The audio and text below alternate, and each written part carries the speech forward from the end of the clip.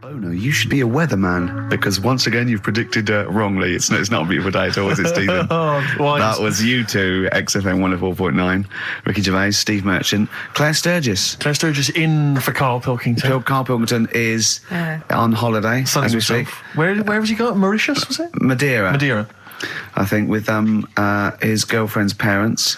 You remember last week he was worried they'd never been abroad, and her dad was saying, what's the way to pack tea bags? Yeah. Carl's going, you get him over there. He was going, I'll put him in a jar. He goes, put him in a jar. I phoned him up in the week, just before he went, I think Friday, said, have a nice time. And out Sunday, and he said, guess what he's doing now? What, he said, he's packing margarine. Oh, of course he is. Bless him. My dad does that. My parents always take tea bags wherever they're going. Really? You know, for fear of there being some kind of tea bag drought in France. Yeah. You know. Is it wrong? But I mean, I don't know. Is it because of maybe English breakfast tea you can't get over there? So but you can. Can you though? I mean, you can get peach tips. You know, you tea can is probably the single most popular drink in the world. I know, but what about the fancy foreign teas, your Earl Greys and the like? Well, I don't know. Because I want good English breakfast. Don't bother me with Earl Grey. I don't know what that cup of tea is. It's not tea to me. It's laughable. It's weak. It's pathetic. Do you know what? Earl Grey with a little bit of skimmed milk isn't so bad. Oh, yeah? Yeah. Oh, and is your husband a fan? We've started. It's all off already. All right, we started. It'll go at each other. Sometimes sort of pretending, you know. Sometimes pretending we're not close mates. You know, and friends, you know, all that innuendo and that. Smutty. And I got freaky goggle-eyed thing. Once again, I go too far. I sometimes go too far. I do ruin it when I go too far. So let's be nice. Wow. Let's have a bit of Blur. Ooh. Well, Clever man. Blur, Out of Time, on XFM 104.9, Ricky Gervais, with me, Steve Merchant, Karl Pilkington. Steve's a bit quiet, he's got a bit of a sore throat. Oh, a bit of a sore throat. Murder, all week. It's been murder, Rick. We couldn't work all this week I've because been off, sick. Steve's been in Bristol. Karl, you're not impressed?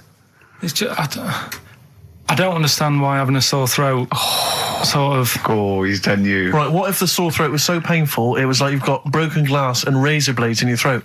You can hear now that I'm not even speaking from down in the throat, I'm speaking from the very top of it like that, so it sounds a bit weird. But you're right. What? Your hands are all right, aren't they? Yeah, but we talk when we're writing, don't we? I can barely talk. It was agony. I couldn't sleep because it was so painful. Even when I was just lying there, motionless, it was hurting. I just was surprised because we got back off holiday and... called Ricky and said, all right, is Steve all right? And he said, he's had to go back home or something, and he's stayed there because he's got a sore throat. Yeah. I didn't understand why you can't, just go home. I mean, how old are you?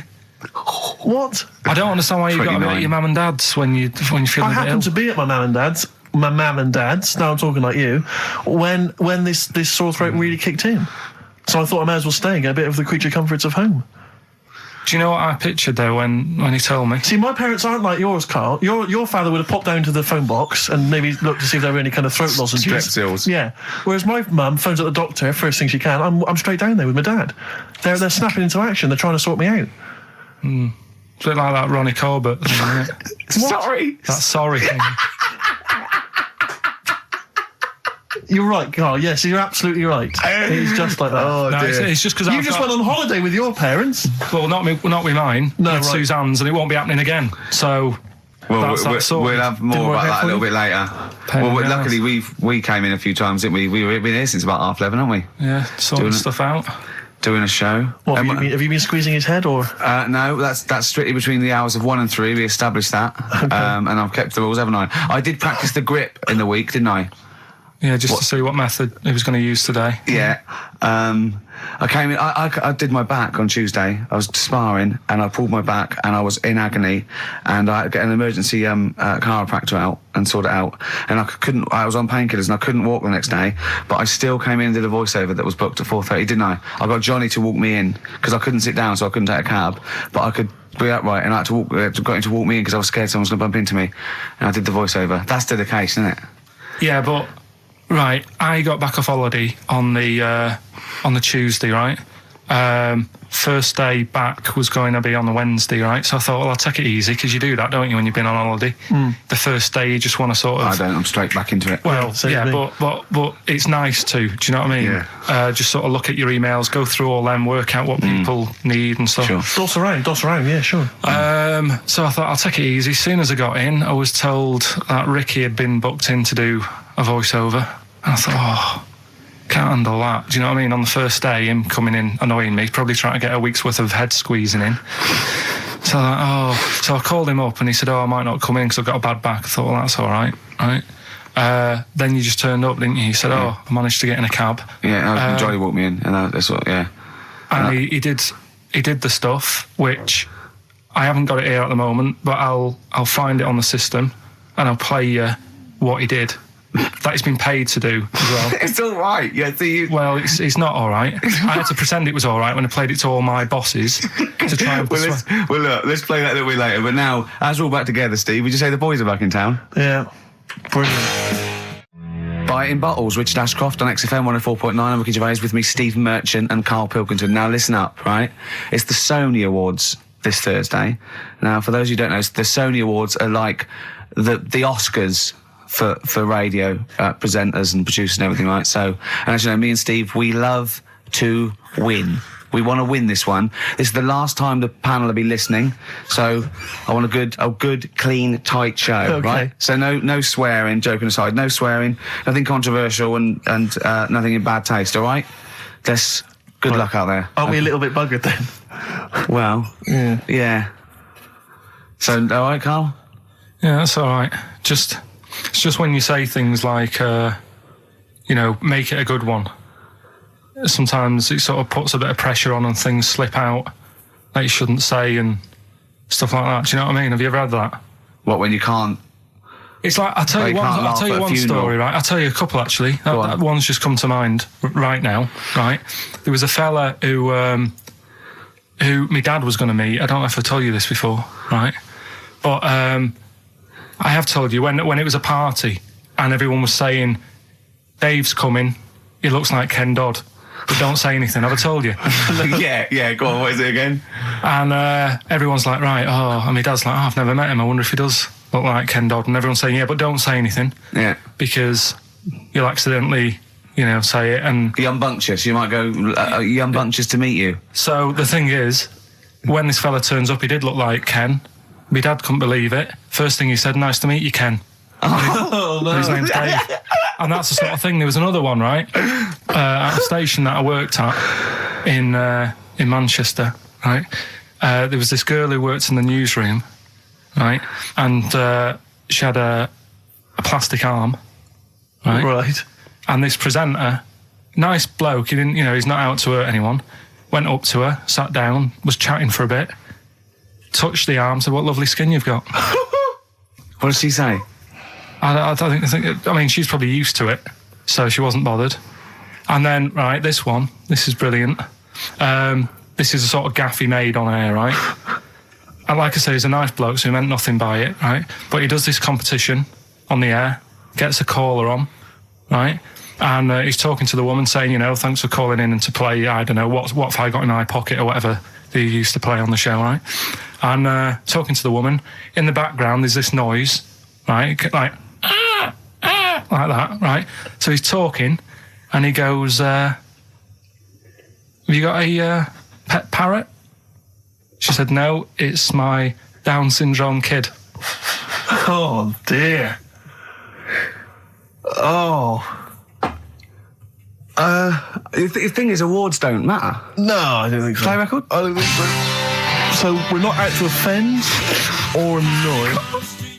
Badly Drawn Boy on XFM 104.9. I'm Ricky Gervais, with me, Steve Merchant and Karl Pilkington. I'll tell you what, the Sony's then. Oh. This Thursday at the Grosvenor House Hotel. Yeah. Everyone in Radio's Anyone has entered their show in different categories saying, they get it down to, winners this year included the brilliant Dominic Mohan, former showbiz editor of The Sun. Lots of people won. Lots of people won gold. Lots of people won silver.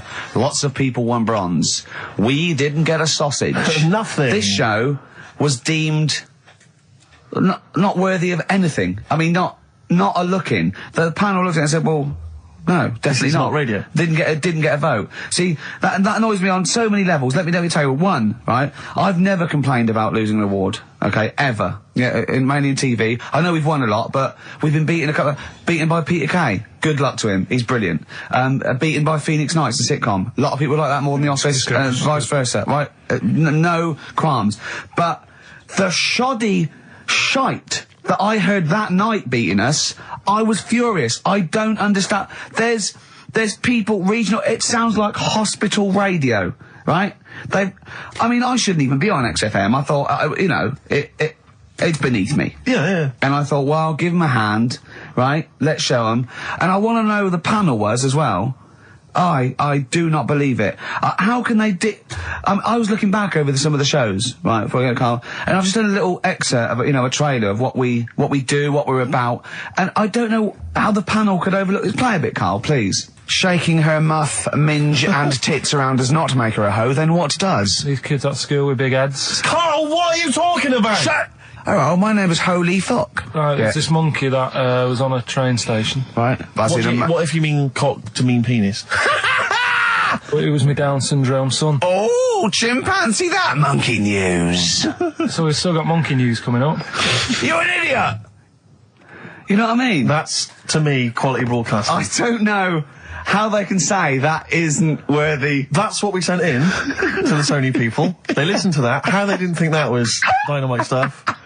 It doesn't make sense. Actually, I've been thinking about this since Thursday, because I've been a little bit down in the dumps. Yeah. What I think it is that with the TV show, the TV stuff we've done, Rick, we put a lot of work into that. Yeah. We get the script, we spend a lot of time on it. What this show is about, it's very much about spontaneity, it's about our personalities, and I don't think we're ever going to win an award for our personalities.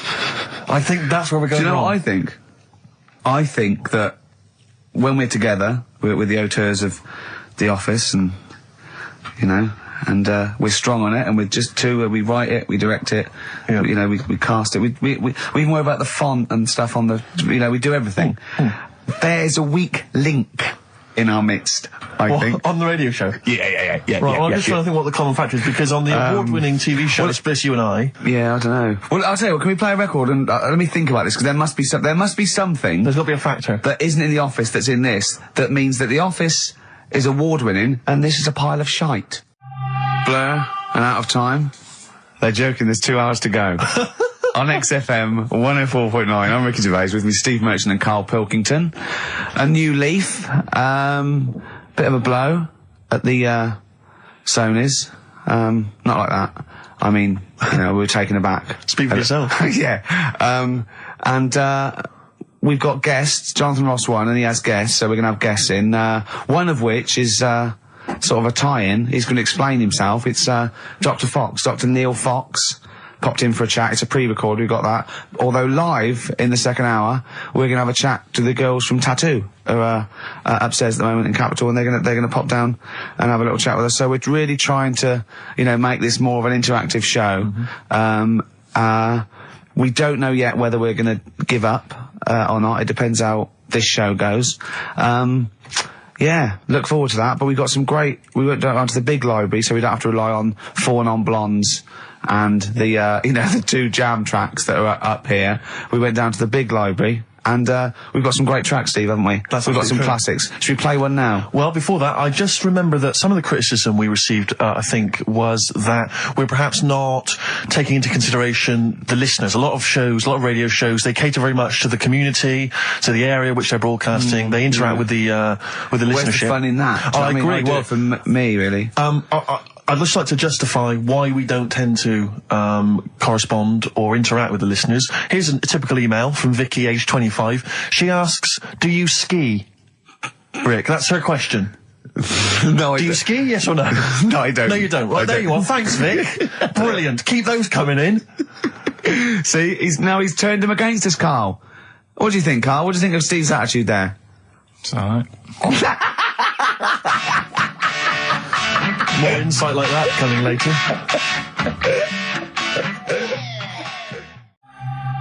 Blur, Out of Time on XFM 104.9. I'm Ricky Gervais. With me is Steve Merchant and Karl Pilkington.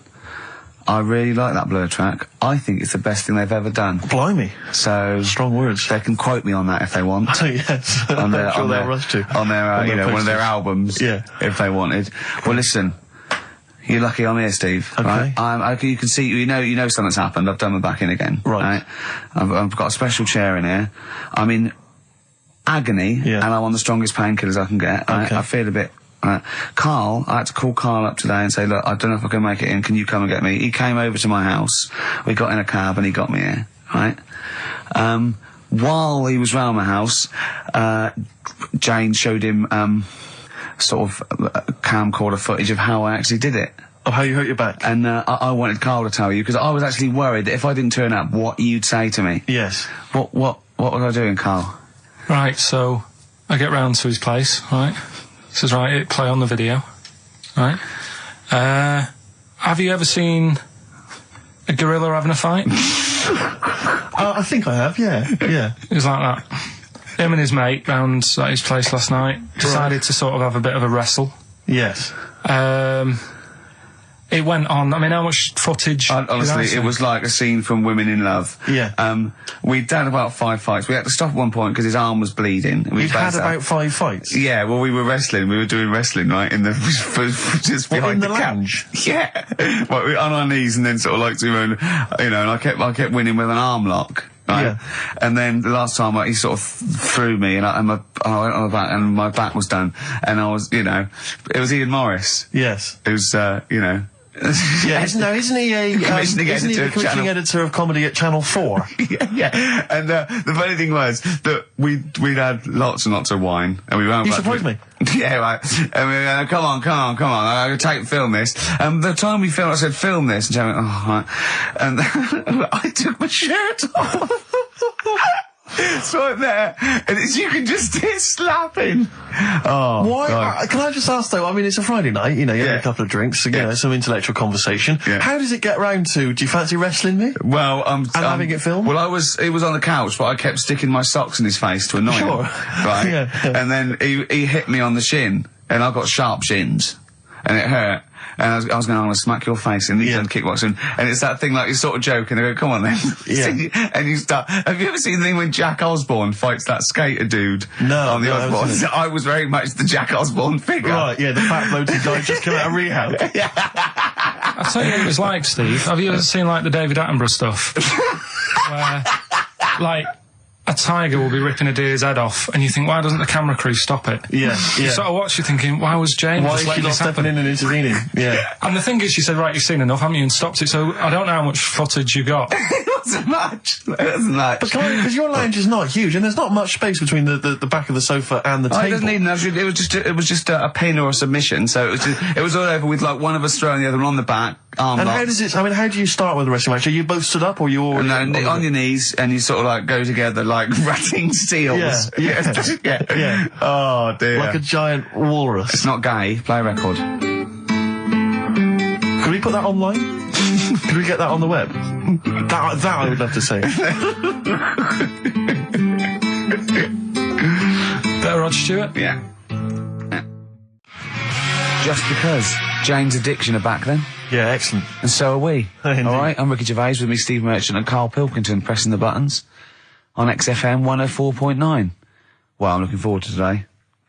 Because not only have I got, you know, a bit of Bowie, a bit of Springsteen, Mock the Hoople, Pretenders, R.E.M., an Elton John classic, don't laugh, right? But we've taken Dr. Fox's advice and prepared the show, and I've got a big list here of amusing observations. Coming up after the next record, a funny observation about describing your looks. Brilliant. All right? Oh, before, I just to say, Rick, I just had an email. Beach Buggy, your last chance to see them on Thursday, 5th of June, alright? So, don't miss out. The Garage, 9:45. It's your last chance. Beach Buggy. Well, I know that must be some people's favourite record, Steve. Well, it's certainly one of mine. Thunder Road, Bruce Springsteen. I won't hear a bad word said against the boss. A lot of people dismiss him, as we said in the past, as being some kind of stadium rocker, but you can't listen to a song like that and not be moved. Surely, Karl. It's alright, yeah. Brilliant. A passionate man. Yeah. What? So, Karl. No, it's right. So, there's certain songs like that was alright. It didn't sound anything... If it wasn't Bruce Springsteen, if someone new came out, something like that, I'd go, yeah, it's all right. Sure. Do you know what I mean? Yeah. You're a regular Simon Cowell, aren't you? I don't know if I like music as much as I used to now. That's what happens when you work in it, isn't it? Because Danny Minogue was on the telly in the week. Is it like when you work in a sweet factory and you don't nick the Mars bars after a couple of months? Yeah. Yeah. Danny Minogue was on the telly in the week, right? Yeah. And she was doing a medley. Yeah. Why do people do them? Well, to try and get all the hits. I know what you mean, yeah. Well, who's that busy that they haven't got time to listen to a full album or...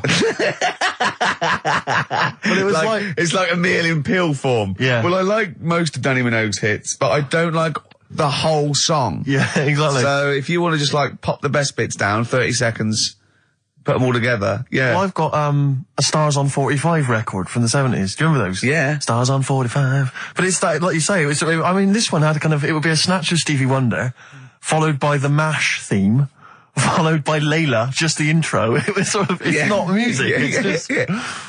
Well, we do a bit of that, don't we? That's what DJing is, isn't it? It's a bit of everything. But we play the whole song, don't we, often? Mm. Yeah, we're better, aren't we, Carl? Oh. So what do you want to talk about today? Do you want to look at the list?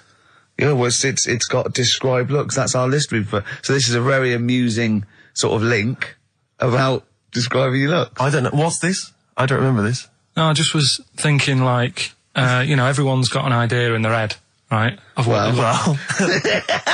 Careful, Carl.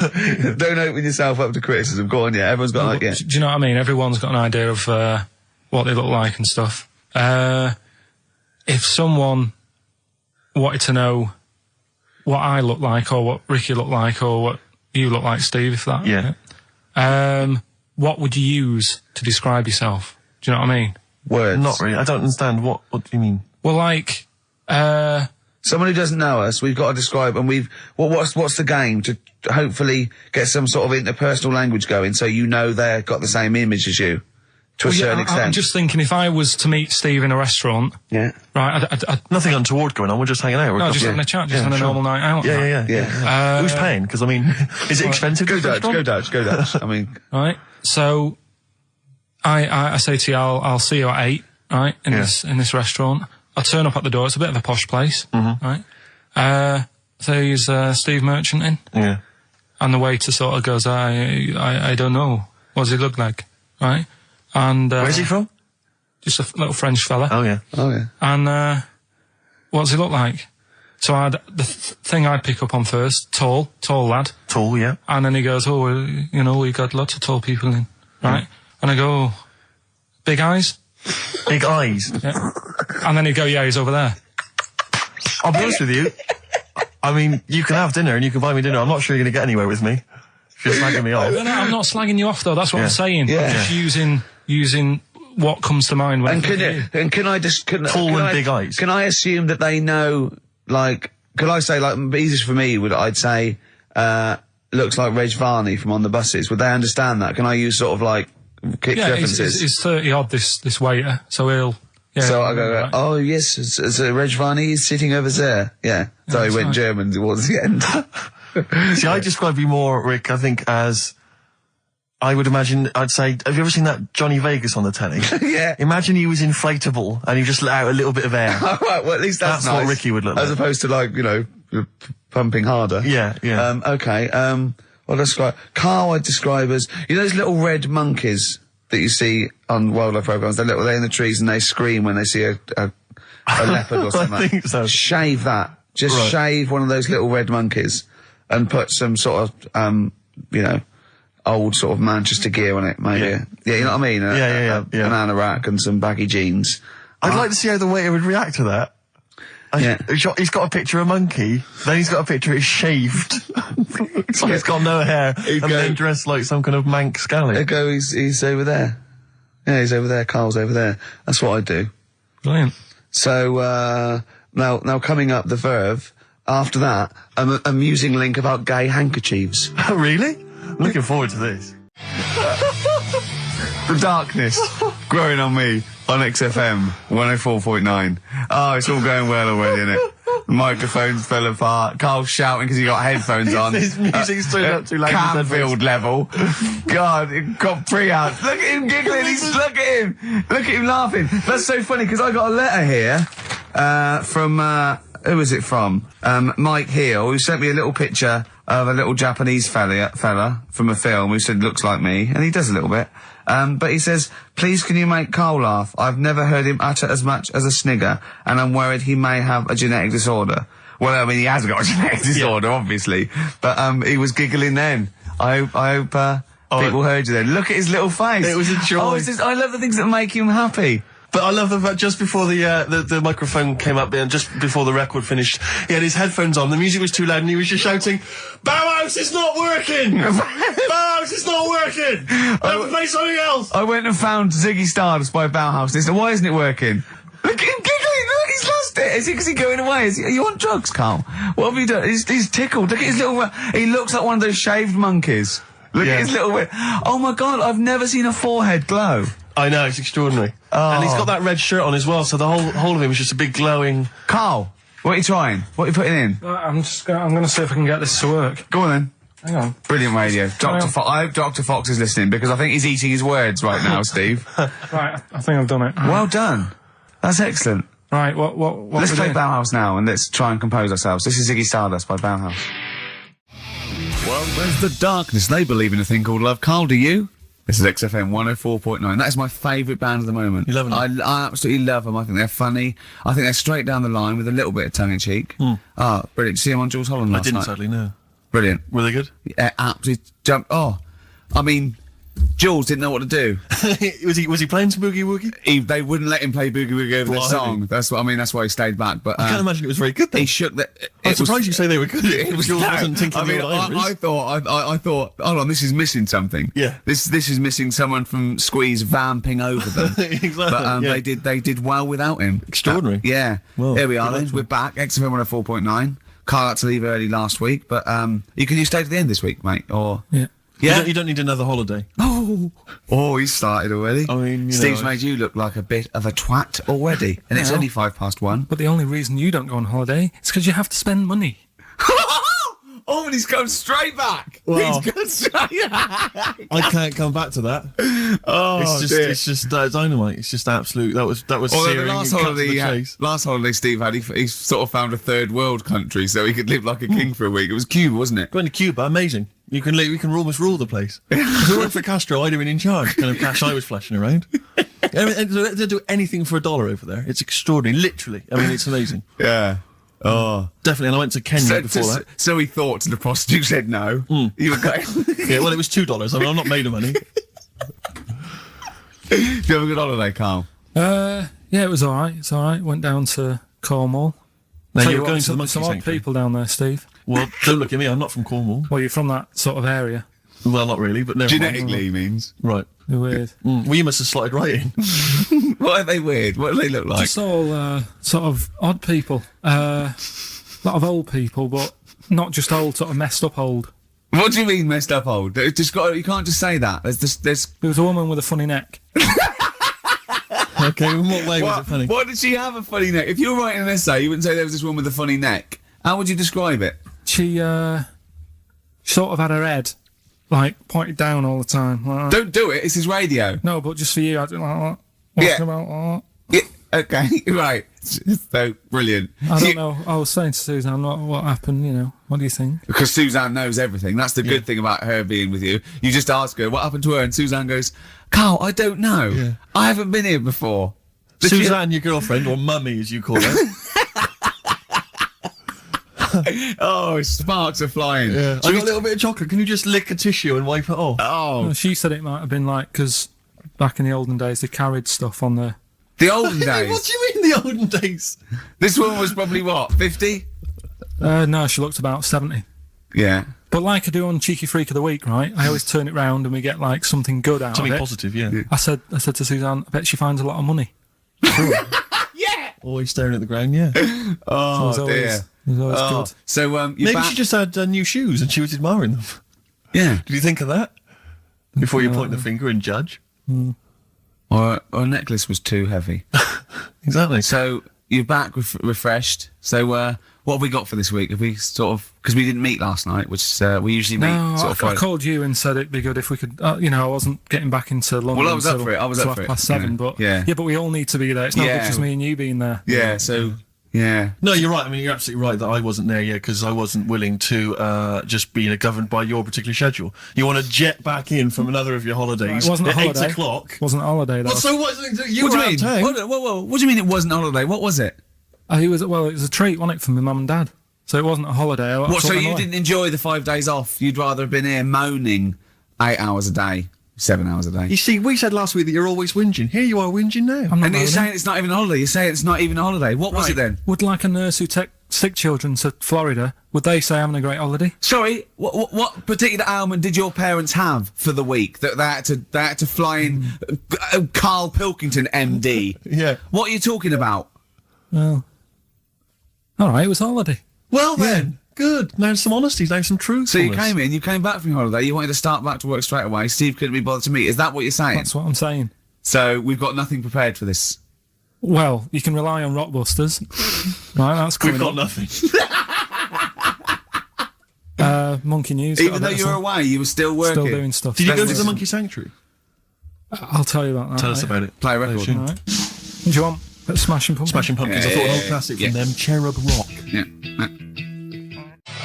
Well, there's the best band in Britain, in my opinion. Big words. The Darkness, Growing on Me, on XFM 104.9. I'm Ricky Gervais with me, Steve Merchant and Karl Pilkington. Have you got the album? And already, they've had an argument. Yes. Well, I mean, I don't know whether we need to cheapen the show by discussing it, but I asked for a particular track. Karl is the producer, and he failed to get it for me. He's failed to bring it up from the record library. Completely failed in his mission. He needed to get 2 records, and he failed to get one of them. A 50% error rate there. Yeah, but like I said, I looked in the system. It told me what album it's on. I brought that album up. I'm busy. But, okay, so fine. Fine, you're absolutely fine then. That's no problem. You know, once again, that's a great excuse, Karl. Brilliant. The show has been ruined. It's been partially ruined, but you've got a bit of an excuse. All right. I didn't make a big deal out of it when you said, and whilst you're down there, get us a new 50 Cent single. I never said, while you're down there, get the new 50 Cent single. I asked you if 50 Cent single was lying around. If it hadn't been here, I wouldn't have worried. So I get it, I did that for you. Right. And then I come up, you say, has it got swearing in it? Well, I don't know. It's 5-1, Steve. I haven't got time. I've been whizzing around. You're the producer. It's the brand new single. I'd have thought it had been lying around in the XFM office anyway. But I don't have time to sit around listening to music. Sure. Well, yeah. Right? I know that you have. Now you've got an iPod that can hold 7,500 songs. I don't know when you're going to get round to loading all them on, but I haven't got the time. Sure. Busy. Yeah. Fine, okay. No, that's a perfect excuse, Karl. Well done, mate. Right. I just hope that I never have to depend on you in a real emergency.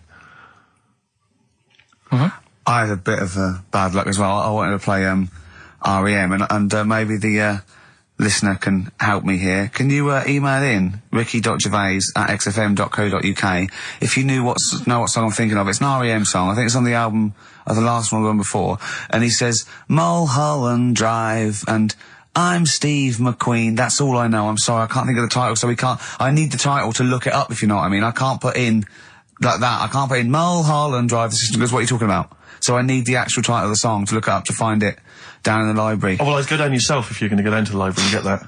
I wouldn't send Karl, because... ricky.gervais@xfm.co.uk. But if he wanted to, he did have time, because he came in at 12:20 rather than 5-1. Yeah. No, I told you about that record that I wanted it yesterday, didn't I? So you had 24 hours notice. So that's not really an excuse, is it? But I did find one of my favourite songs of all time, which is Bones off the Benz album, and it's Radiohead on XFM 104.9. And here it is, because you gave me lots of time to find it. So. Sure. Yeah. Could have brought it in himself. No swearing in it. Oh, proper rock band. Best band since Thin Lizzy. The Darkness. Well, big words. Growing on Me. XFM 104.9. A bit rash, I think. R. Gervais, S. Merchant, K. Pilkington. With a little bit of that. I know for a fact, that Steve is getting a little bit sick of Karl's attitude. Oh, his attitude's appalling. I quite like it though, because it's straight away friction, and he's sort of like, you know. To be fair, I genuinely don't think I'm the culprit in this. I think I come in and I just ask him a simple request. Yeah. And immediately on my back. Whinging, moaning, whining. I mean, I don't know if there's any evidence Well, it's funny you say that, actually, because in a survey, it came up this week, it's quite extensive. Mancunians take more sick days than anyone else. Mancunians take more sick days than workers in any other city in Britain and Ireland, according to Manchester-based employment firm. Survey by Peninsula found employees in Manchester take 11 sick days per year, whereas closest rivals Edinburgh and Dublin take an average of 9. Liverpool, Newcastle, Birmingham and Cardiff, only 8. Is Reading mentioned there? Or no, Bristol? it's not even in there. They don't take days off. London is only 7. So the point is, I mean, I don't know if you can take anything from it, but if you're an employer and you had a Mancunian and a Liverpudlian and they were equal on everything else, but you really couldn't afford them to be away, Liverpudlian's going to probably be away for 8 days. Sure. The Manc's going to be away for 11, phoning in sick. And so what can you? I mean, just analysing the data there. What would you extrapolate from that? I really don't know. I mean, call in if you've got any clues, or email us in if you've got any. I don't know why they. I think maybe. I don't know. Mancunians. I don't really know many people from Manchester. Well, I only know one, but I know he was off sick because he put on wet trousers and he got a cold, I think. Yeah. Well, he just said he was. Didn't come in for. Yeah. He left early as well once. Yeah. But I don't know. I mean, that's the survey. I don't know. I mean, it's evidence because it's statistics. So there you go. It's guaranteed evidence that's proof. Any thoughts on that, Ricky.Gervais at xfm.co.uk? I mean, oddly enough, you're from Manchester, Carl. Yeah, I am, yeah. What are your thoughts on that?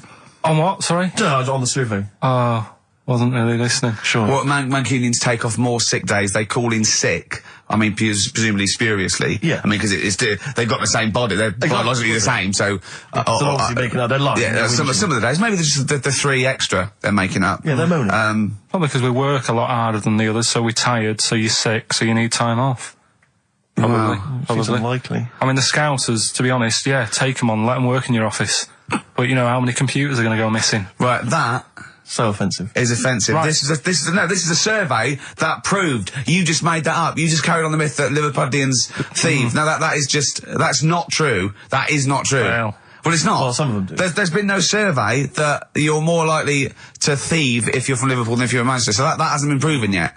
So all I've got is the evidence from a survey of, I think, 3,500 people. It's proof that Mancunians take off more sick days. XFM 104.9. This is April Come She Will by Simon and Garfunkel.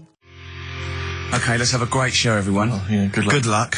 Right, that was Jane's Addiction, Just Because, on XFM 104.9. Right, everybody up, let's give them a great show, yeah? 2 hours of, fun chat. Let's keep it, let's keep it cutting edge. Let's not be too, I mean, that's what the listeners of XFM would, oh, no, it isn't, is it? No, because, hold on, wait a minute, because we came in yesterday and did this little skit, didn't we, where we bleeped it out. We were a little scared. She was quite annoyed. It was quite controversial. Carl called me last night, and we're not allowed to play it out. But we've been censored.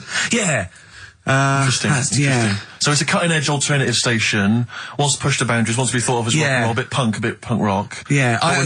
Because I said something about the radio authority. I bleeped it out. What I called them. Yeah.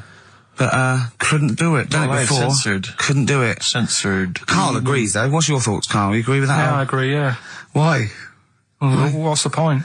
Well, it was funny, wasn't it? And it wasn't offensive. Not really. It's not some of the best stuff that would have ever gone out on this show, but, Right, what are you putting up against, exactly? Cheeky Freak of the Week? Well, that springs to mind. Yeah. Rockbusters? But I mean, the thing is, the things that you have put out there, I mean, we better be really careful. Who's worried about complaints? I mean, it's not just swearing, is it? It's taste and decency and everything. Yeah. So we can't laugh about the disabled anymore in the Cheeky Freak of the Week. Can't do stories about elderly relatives with genitals looking like a split tennis ball. Can't do your dad putting a child with learning difficulties in a bin. So, what should we just play music? I think that's all it's going to have to be, yeah. Play a record. Accidents Will Happen by Elvis Costello on XFM 104.9. Carl's a little bit stressed, but it's not his fault. It was the boss that overruled him. He came along. What did he do? He heard you listening to it. Yeah. What did he say? He says, what's that? I said, it's what Ricky wants to play out tomorrow. Yeah. And he said, well, can't go out like that. Too many... But they're all bleeped. We bleeped the swear words. Yeah, but he didn't want it to go out. I mean, you got to remember, right, you came in yesterday to have a chat about what we're going to do. Yeah. One of the topics that I said, let's talk about, which I came up with, was... Let's talk about swearing. No, you said you never had a problem with swearing, which is normally... Yeah, that's right. And then we did the thing about, isn't it funny that you can...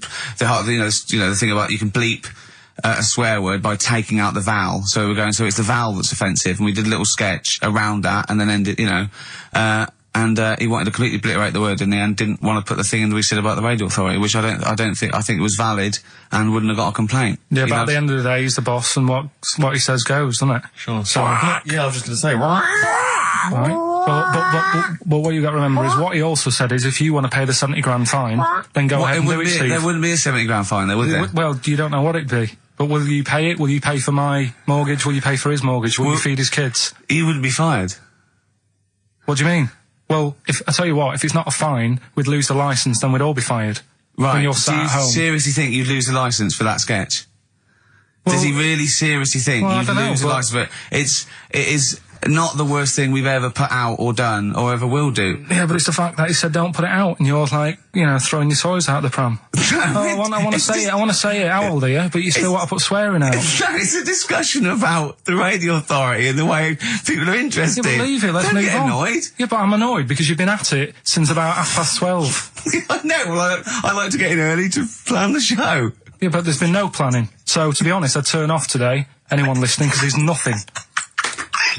Carl, there's never anything. There is. There's sometimes some good things, but today, seriously, I'd leave it. Something half decent that's been on this show. Loads of little interesting topics. Go on, I can't remember any. Right, gays in toilets.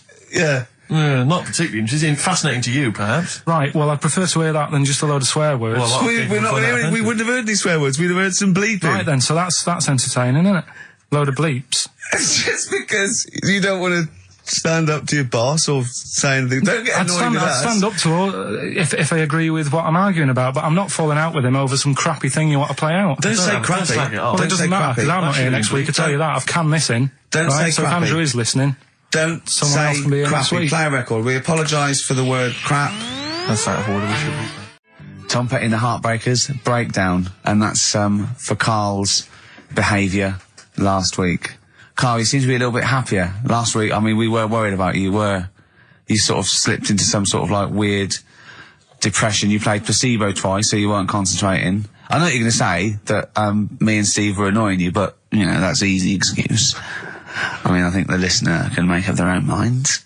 No. It's just like I say, you know, it's like a murderer, right? He might not have done that if it was a different day, if the sun was out or whatever, and everything just happened at once that wound me up. Right, so it was like a crime of passion. You'd be let off because those sort of you'd never put yourself, say, in a position again where you'd have two people trying to wind you up for, you know, the sake of fun and laughter for the public on a tin pot radio station between 1 and 3 every Saturday. Yeah, but you'd never do that again, would you? Last week it wasn't just for the listeners, it was for you as well, between 12 and 1, before we were even on the air. Why? You were winding me up then, do you know what I mean? Having a discussion. It's alright, I'm used to it, so it doesn't matter. But I found out that I can't do this job anymore, I can't do these sort of jobs where you've got to be happy all the time. Well, you don't have to be happy all the time. No, you do, You really. forget that for the... Yeah, but I can't. Do you know what I mean? I've got things going on in my head. And do you think when Bobby Davros had a bad day that he doesn't go on stage and give 100%? No, but that's... Do you think Les Dennis let all that stuff get in his way when he did that theatre tour to the people in front? Sometimes he had audiences of up to 15 people. Yeah, and he just went, it's them. It's not a private life. Forget that. Bang. Yeah, but good on him. Yeah. He can do that. But what I'm saying is I can't. He's a professional. So I was talking to Suzanne about it because, you know, it did get me down last week. Suzanne's your therapist? Minder. Yeah. Saying to her, you know, I can't do this sort of job. Normally what I do in the week, you know, I'm tucked away in a studio. If I'm annoyed, no one knows about it. I get my head down, I get on with it. I do, you tell them. Go on, next. You know what I mean? Next. Right, but sorry, but what's your point here? So every Saturday you've got to come here, you've got to... be happy, we've got to go, oh, Karl, are you alright?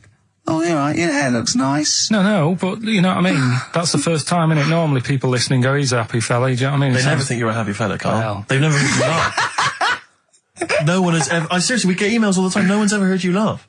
Yeah, but I'm still happy, you don't have to... Well, are you? Yeah. You don't look happy. But anyway, that's the problem with this job. And, I was thinking about it, if do you know, like, if you're a doctor... Sure. And you're on a plane and something happens... Yeah. Even though you're on holiday... You might have to save someone's life just because you can. Next. and I'd be thinking, I'll keep quiet. Sure. I love that. Yeah. See, that's one of the reasons why you didn't actually qualify. as a surgeon. Yeah. I mean, you can still do your consultancy stuff. Oh, sure, but, yeah. you know, you don't actually want a knife in your hand anymore. Brilliant. So you're giving this up, are you? Sorry, and how is a doctor on a plane comparable to this? Because that is just the same situation. Do you know what I mean? He's probably got in his head, he's shut off, he's ready for his holiday. He's going to Hastings for a night. Someone, you know, has a little bit of tummy trouble or a heart attack or whatever. Yeah. And is he a doctor on the plane? And he's like, he's going on holiday. Do you know what I mean? I've got to loosen his tie. Yeah. I can't do that. But what I don't understand, Carl, is you get paid to do this. It's not like we're forced. It's not like it's your holiday. You know that this is your job of work. This is paying for your new kitchen. Exactly. Yeah, but I've got the kitchen now. It's done, isn't it? Right. Yeah. So when are you stopping? When you're quitting? Well, you're finishing, aren't you, in a couple of weeks for a bit? No, so. about four. Yeah, we finish on the 16th of August, yeah. But, you know, we're only going away for like 6 or 7 weeks again, aren't we? Well, you don't know, do you? Well, we'll give up if you give up. Tell your managing directors that. Well, that's a bit annoying. Why?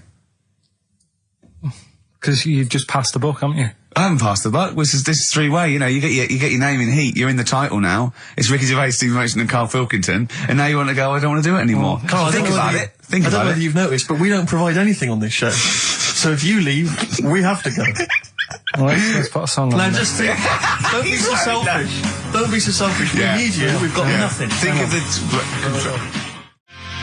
Jane's Addiction, Just Because on XFM 104.9. I'm Ricky Gervais, with me Steve Merchant and Karl Pilkington. We're all here then. Oi, oi. About 1:05. Yeah. Got 2 hours to go. I imagine you've got all kinds of treats lined up, Rick. Well, there's lots of things on the show. Great music, you know. Nirvana, Radiohead, The Darkness, to name but 3. Can I play something from Led Zeppelin later? Yeah, please do, and maybe some Neil Young. Oh. Now, coming up also on the show, we're continuing a thing we started. We've only got 4 weeks to go before maybe we either give it all together or go away for a couple of months. Is it 4 weeks or 3 weeks now? Is it 3 weeks? Oh, I don't know. I think it's the 16th of August, isn't it? Cannot end soon enough. Wow. Might be that. It'd be a shame to end it forever, but it's all up to Karl. So, again, he's in a grumpy mood. We've told him to try and up his attitude, and it's them. It's the listener that counts, Karl, not us. We may be feeling bad, but you, the listener, counts. You come first, yeah? Okay, up, yeah? Big 'em up. Big up London. Big up you, the listener. Karl, leave yourself at home for a little while, yeah? We're going to continue that thing we started last week. We're doing the list of the most hated people in Britain. It's not us, it's the listener. So we're, keep coming with those suggestions of people you just, obviously, you don't hate them. We don't want a list of mass murderers, dictators and politicians. You can't have them, but mass murderers and politicians, what's the difference? Good point. Good point. Satire. Satire, yeah. No, we're doing some jokes like that as well, aren't we? Satire like that. We're trying to get onto Radio 4. Trying to get on there, yeah. And if there's any kind of amusing show that perhaps takes a sideways look at the week's news, and they need new people. If there are any Radio 4 producers who have been knocking around for about 12 years with the same old hacks and they're desperately trying to get on telly, they want to give us a call. We're not interested. No. We've got bigger fish to fry.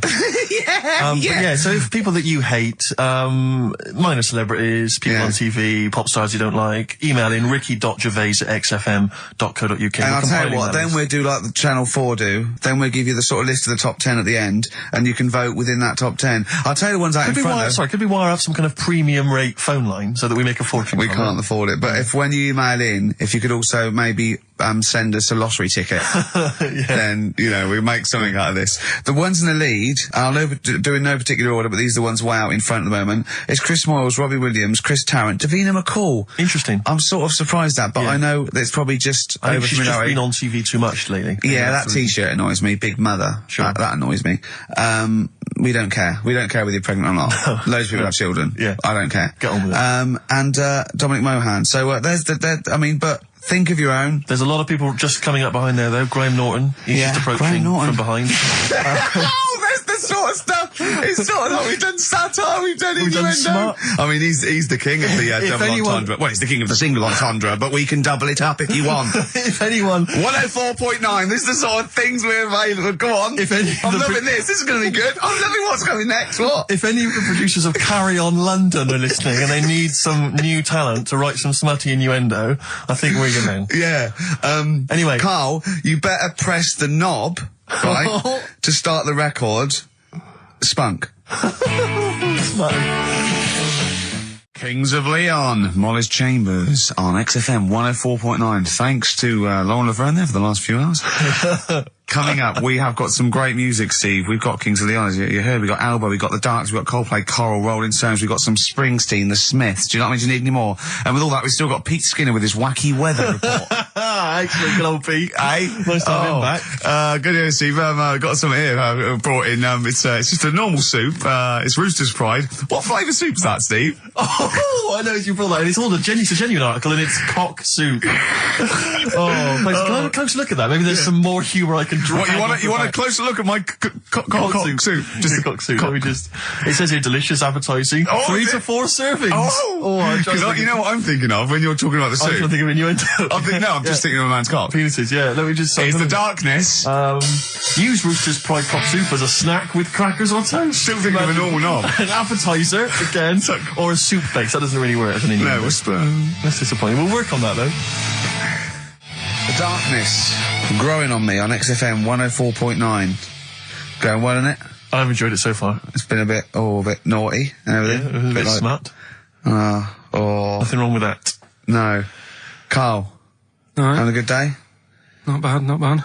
Yeah. What mood are you in this week? What we always mood is trying that? to assess each week. You know, it's a bit edgy. He's got a red head. What's all that? You've got a red head all around the side and the front. What's that? Sunburn? No, I think I'm allergic to having my head rubbed. Right. Right. Now, who would rub your head? That sounds a bizarre thing. Your girlfriend? Weird, isn't it? Yeah. Well, I was rubbing your head. Well, yeah, but I was squeezing his head, fair enough, and he was screaming in agony. And then he went and made me a cup of coffee. And as he came over, just spilt boiling hot coffee on my legs. I'm all wearing shorts, and he went, "Sorry," just like that. It's like a series of Jackass out there this morning. I mean, my legs are burnt. Your head's a little bit red. But apart from that, having a good day. Not bad. I was on the way in today, right, Steve? Walking in. Always walking in. I get left early and stuff. I like to get in early, get some bits done, that. Monkey news, songs of phrase. That sort of thing. And living in London, right, there's a lot of shops that open early and stuff. Do you know what I mean? People say that's a good thing about London. Yeah. It's almost like 24-hour city and stuff, right? I'm walking in and there's like, you've got your news agents open. Obviously. Selling newspapers and that. That's good. They've got to be open early. Then you've got your coffee shops, your Starbucks. Have a cup of coffee in the morning. Do you know what I mean? They're doing well in the morning. Then you see like the odd restaurant and you think, well, maybe they sort of got the doors open, but they're preparing for lunch. So you think, fair enough. Yeah. I'll let that pass. Yeah. Carrying on walking down the road. Bondage shop. Open. Sure. About 10:30. Yeah. Busy, was it? There's a couple in. Really? Some good offers. About 10:30 for a bondage shop. I'm assuming if you're into bondage, though, you stock up at any time, day or night. I mean, you don't. Yeah. Well, I assume it. I suppose you get up and you go, I've got nothing on. I need to be a bit tied down. Yeah. I need some rope. These clothes are too baggy. I need more belts. Oh, God. I need more straps. Yeah. Get some rubber on my face. Weird, though, isn't it? What were you doing in there? So just having a browse. But, so a bit worried really, because the things that I've noticed this week like that's probably a little bit small. You've brought your soup in. I just found it out there. Sorry, yeah. It is Rooster's Pride cock soup, noodle soup mix, chicken flavour. But I mean, do they not know that is obviously just going to be used on the Graham Norton show and Chris Tarrant when he's doing his show abroad? Yeah. I mean, do you know what I mean? How could they call it cock soup in this day and age? I don't keep saying it. Well, no, it's fine, because you can say cock as long as it means the male, we've done this. Oh, do you mean the chicken? Yeah, look, it's a picture of a chicken. Yeah, sorry. What did you think it meant? No, I don't know, I thought it was in my head. Okay. Sorry. Yeah. But, there's something else that's a bit sort of... A bit blue? A little bit blue, but then it's real as well, do you know what I mean? Well, it's that a problem. excuses it. Go on. There's a programme. We couldn't have said the cock soup if we'd made it up, but because it's real, it's fine. Yeah. We also couldn't have said the cock soup if we'd have meant a male penis. Thankfully, we don't. So. We mean a little chicken. You go on. This programme was on. I think it was Wednesday night, something. About this little lad. Yeah. It was a fella and a woman. At the same time. What do you mean? Like a cartoon with a secret identity. By night. What do you mean? He had both by sex? day a boy, by night a woman. He had it all. What do you... Sorry, wait. So, So he had male and female genitalia. Yeah. So what do you call someone that's born like that? Weird. Yeah. What's the term for it? Go on. You know it. We've talked about it before. Aphrodite. Really? So close. Hermaphrodite. Yeah, hermaphrodite. Yeah. That's weird, don't it? Yeah. And he had the ball. Yeah. And he had the... Well, what happened was he was born, right? Obviously. And the doctor said, there you go. Lovely little boy and girl. So the mum was like, what? So he said... No, I don't think the doctor was sarcastic. Yeah, what? I don't think the doctor was sort of dissing them. Yeah. There you go. What do you mean, doctor? I'm gonna have a look. Exactly. There's a cock, there's a minge. All right, see you later. What are you going to call it? But doctor, what do you mean? Have a look. He wasn't sarcastic. He didn't give Doctor, clues. tell me what you mean. Give me a straight answer. He probably went, oh shit, she's got a cock. He didn't go... He wasn't sarky to the parents. No, Anyway. but I'm just getting across. Do you know what I mean? I always had a little bit just to... Yeah, I know you spice do. it Yeah. up, You should spice be it a up. newsreader. Be brilliant. So there's a little kid lying there. Yeah. And the mum says, you know, what am I going to do then? So the doctor, I mean, I'm condensing this. It was like an hour long. Sure. Yeah. Yeah. So he says, she said, what will I do? And the doctor said, well, he's not sort of well hung. Right. Oh, So he's not sort of well on. This doctor has been, I assume, has been struck off since for saying these things. It was a real doctor. It wasn't Dr. Fox. Yeah. Right, go on. So the doctor said, so I recommend that we make it a woman. Right. Right? So they sort of do a little bit of... Jiggery pokery. Yeah, a little bit of work. And I don't think that's true, Carl. No, it is. It was on the programme. But I think they can tell really what they were meant to be from their chromosomes, can't they? They can tell whether they're X, Y, Y, or Yeah, X. not just... It's not It's very just- well hung. No, I Yeah. tell you what, because back then, when this was going Yeah, on, no, right, I'm just thinking they might not have had the doctors then thought if you had a kid, right, and you thought, it's a bit ugly, maybe it'll have a better life if it was a fella. If it was a girl and it's a bit ugly and you think it's going to get a hard time. Right, don't talk shite. What? What? That a doctor would go, right, you've had a young girl, I'll tell you what, she's a pig, let's pop a cock on her. Don't No, talk I'm not saying, shite. I'm not saying that. What I'm saying is, say if you have like I say, a girl, I just think it's harder if a girl's ugly and Yeah. she's growing up, she Yeah. has a harder time. Yeah. Don't you agree with that? If Possibly, Yes, but you don't they change someone when they they... don't. when- No, yeah. You don't change their gender no, because but they're I'm a just bit of a saying minger. what I'm saying is the elephant man would have had a harder time if it was elephant woman. Is what I'm saying. But listen to me, listen. What the doctor was saying is, if you get a baby before it's 2, Yeah. back then they thought you could sort of say, well, instead of giving it a go-kart, give it dolls to play with. Right, back when? What are we talking about? The Middle Ages? We put a song on, come back to this. Yeah, it's Bruce Springsteen, Atlantic City. Elbow. Alright? Fallen Angel on XFM 104.9. Well, we're back. I'm Ricky Gervais, with me Steve Merchant and Karl Pilkington. Karl's all a little bit, I don't know, he's a bit frustrated. He's sort of a bit sweaty and fed up today, aren't you, because of the heat. It's too much, though, isn't it? He was taken out, he was sort of wanted to fight. You know, he doesn't usually like to fight. I sort of like lead on him and try and rub his head. Yeah. But today he was sort of leading it. He was sort of like getting a little bit, and if I didn't know better, I would have said it was sexual frustration. Well, I was like watching, Rick, if you don't mind me saying, I was watching, not in that way, just watching. It was sort of like, he was going, oh, I want to hit you, and I was thinking, does he want to hit me, or does he want to do something else to me? Exactly. What were your thoughts, Karl? Exactly. I mean, I saw him sort of wrestling with you on the floor, and you clearly weren't enjoying it, but he was really Yeah, loving what was it. that going on? What's the change? Why are you suddenly sort of... Well, what are you trying to say? No, I'm not. I'm just saying it was weird that you suddenly, it was like you were, oh... You're saying a bit gay? No. Is that what you're saying? No, but what was... Suzanne accused me of that in the week. Why? For being a bit gay. She said, I'm sure you're gay. Why? Just because I was moaning about stuff. She said, oh, you're a drama queen.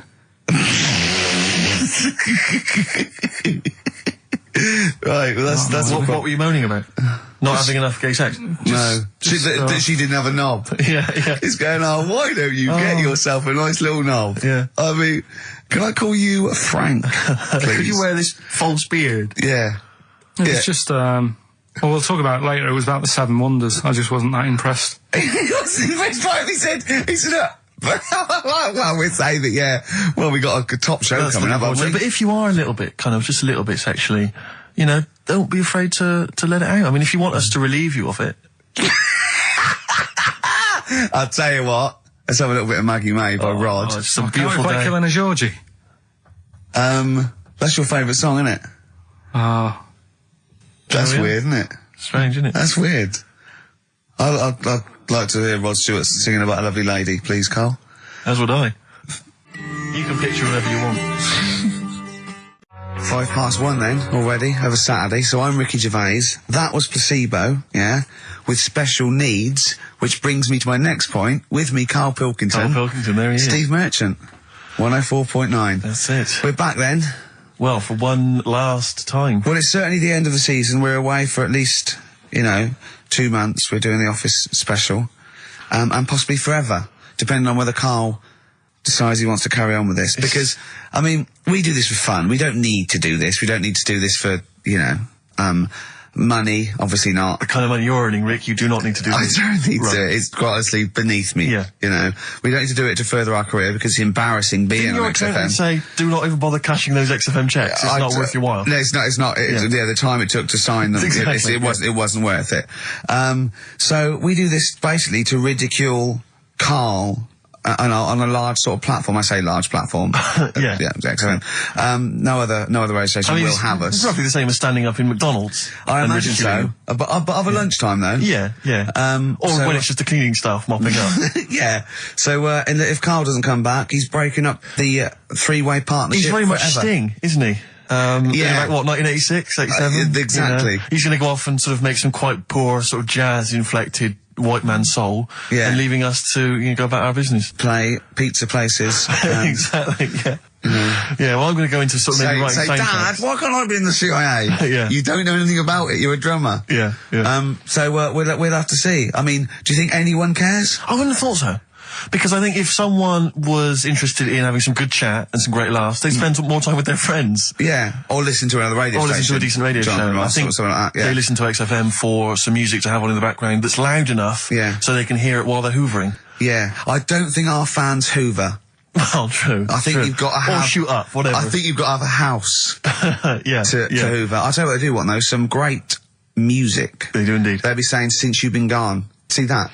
That's the sort of link I can do if we stay If you together. could cut out all the other drivel you speak, you'd be great on Magic. I know, yeah.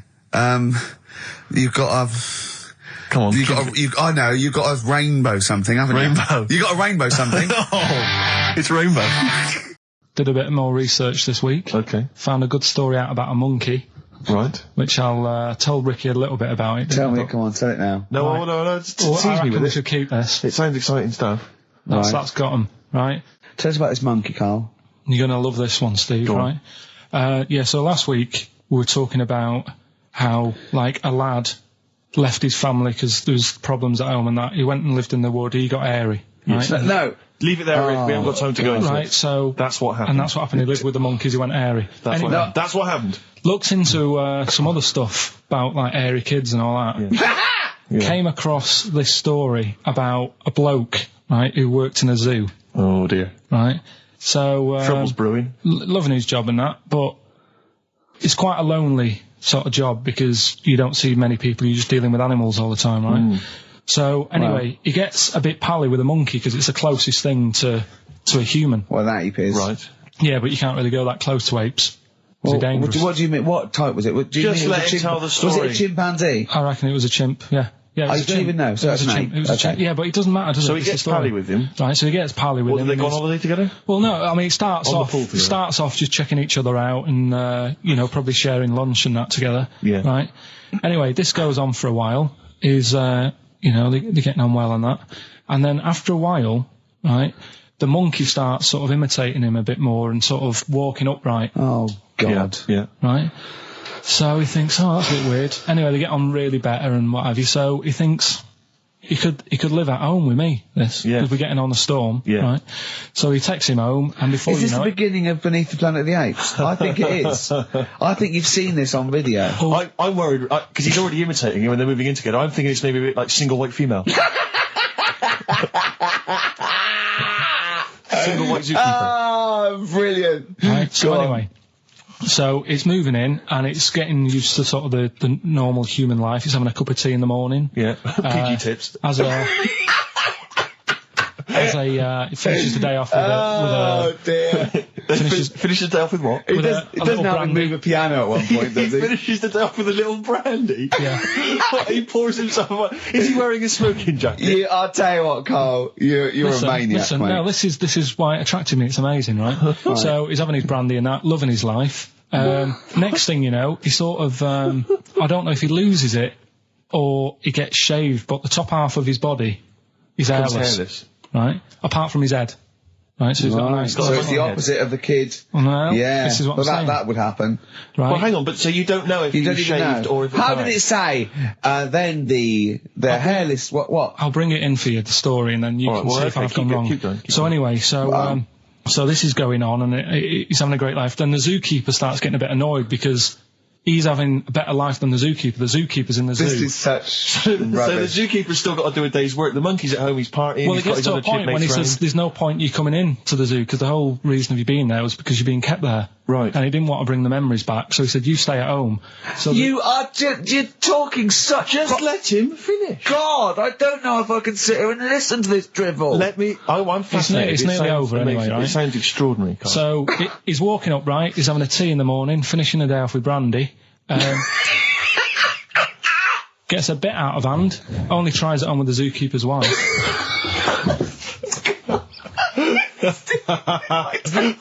Make him go away, Steve. How does he do that? Well, because he's around humans a lot, he becomes a bit of a charmer. And, but what is it that he could do to seduce her? Pick fleas out of her? He didn't say. He was built. Yeah, he was well hung. So what about that? What do you mean, what about it, Carl? It's obviously not true. It's obviously not true. This wasn't on the internet. This was in a book. So it's not a quick joke and just put it on a website. This is in a book. I don't understand how... I love that he becomes a charmer. He's got better taste in brandy. Exactly. And what was it that he was doing that seduced her? I don't know. Maybe because he was at home more than the zookeeper was. But what would he be doing, Carl? He's not going to be talking with her. They're not going to be playing like Trivia Pursuit. Maybe she liked the silent type. He didn't go into that. He just said that's when the trouble started. Carl, play a record. Right. Is that what Suzanne did when she brought you in? Coldplay, Clocks on XFM 104.9. Ricky Gervais, Steve Merchant, and Karl Pilkington. Right, give me some monkey magic, Carl. Hang on, you better do the jingle, ain't you? Oh, chimpanzee that! Oh, you'll like this one. What I've found is, found out like a lot of monkeys' names. Like that's how I found out about Oliver. Yeah. What do you mean you found out a lot of monkeys' names? Well, there's a lot of monkeys out there, and you think they're just called monkey and what have you, but they're all given names, right? So this one that I found about, bit of a weird name anyway, it's actually called Crap, its name, right? And so they're not born with those names. It's not like their parents give them those names. You know, they're just chimps. Yeah. But this one, right? And it's called Crap. Yeah, I know. Right, but do you know what it's famous for? What, Crap? Yeah. No. Go on. Is it involved with this show? It's the first monkey to have its name tattooed on its head.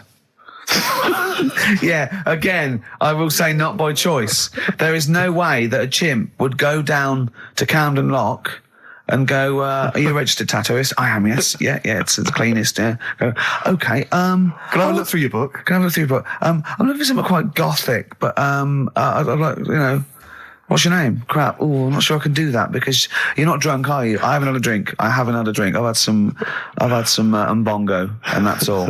But no. What are you talking about? The first monkey to have its name tattooed on its head. What are you talking about, There's got Carl? to be more information. Don't tell me you're leaving it there. There's got to be more information. That was it. And then I read it thinking, well, that's weird because that means there's loads of monkeys with tattoos on their head. If that's the first one. No, it could be still the only one. The first and only. Yeah, but would they report that? What do you mean, would they report it? This isn't the Washington Post you're reading. This is mentalists who do websites about themselves every day. What? There's got to be a third Why is act that to that news? story. Why is that news? How did you come across that?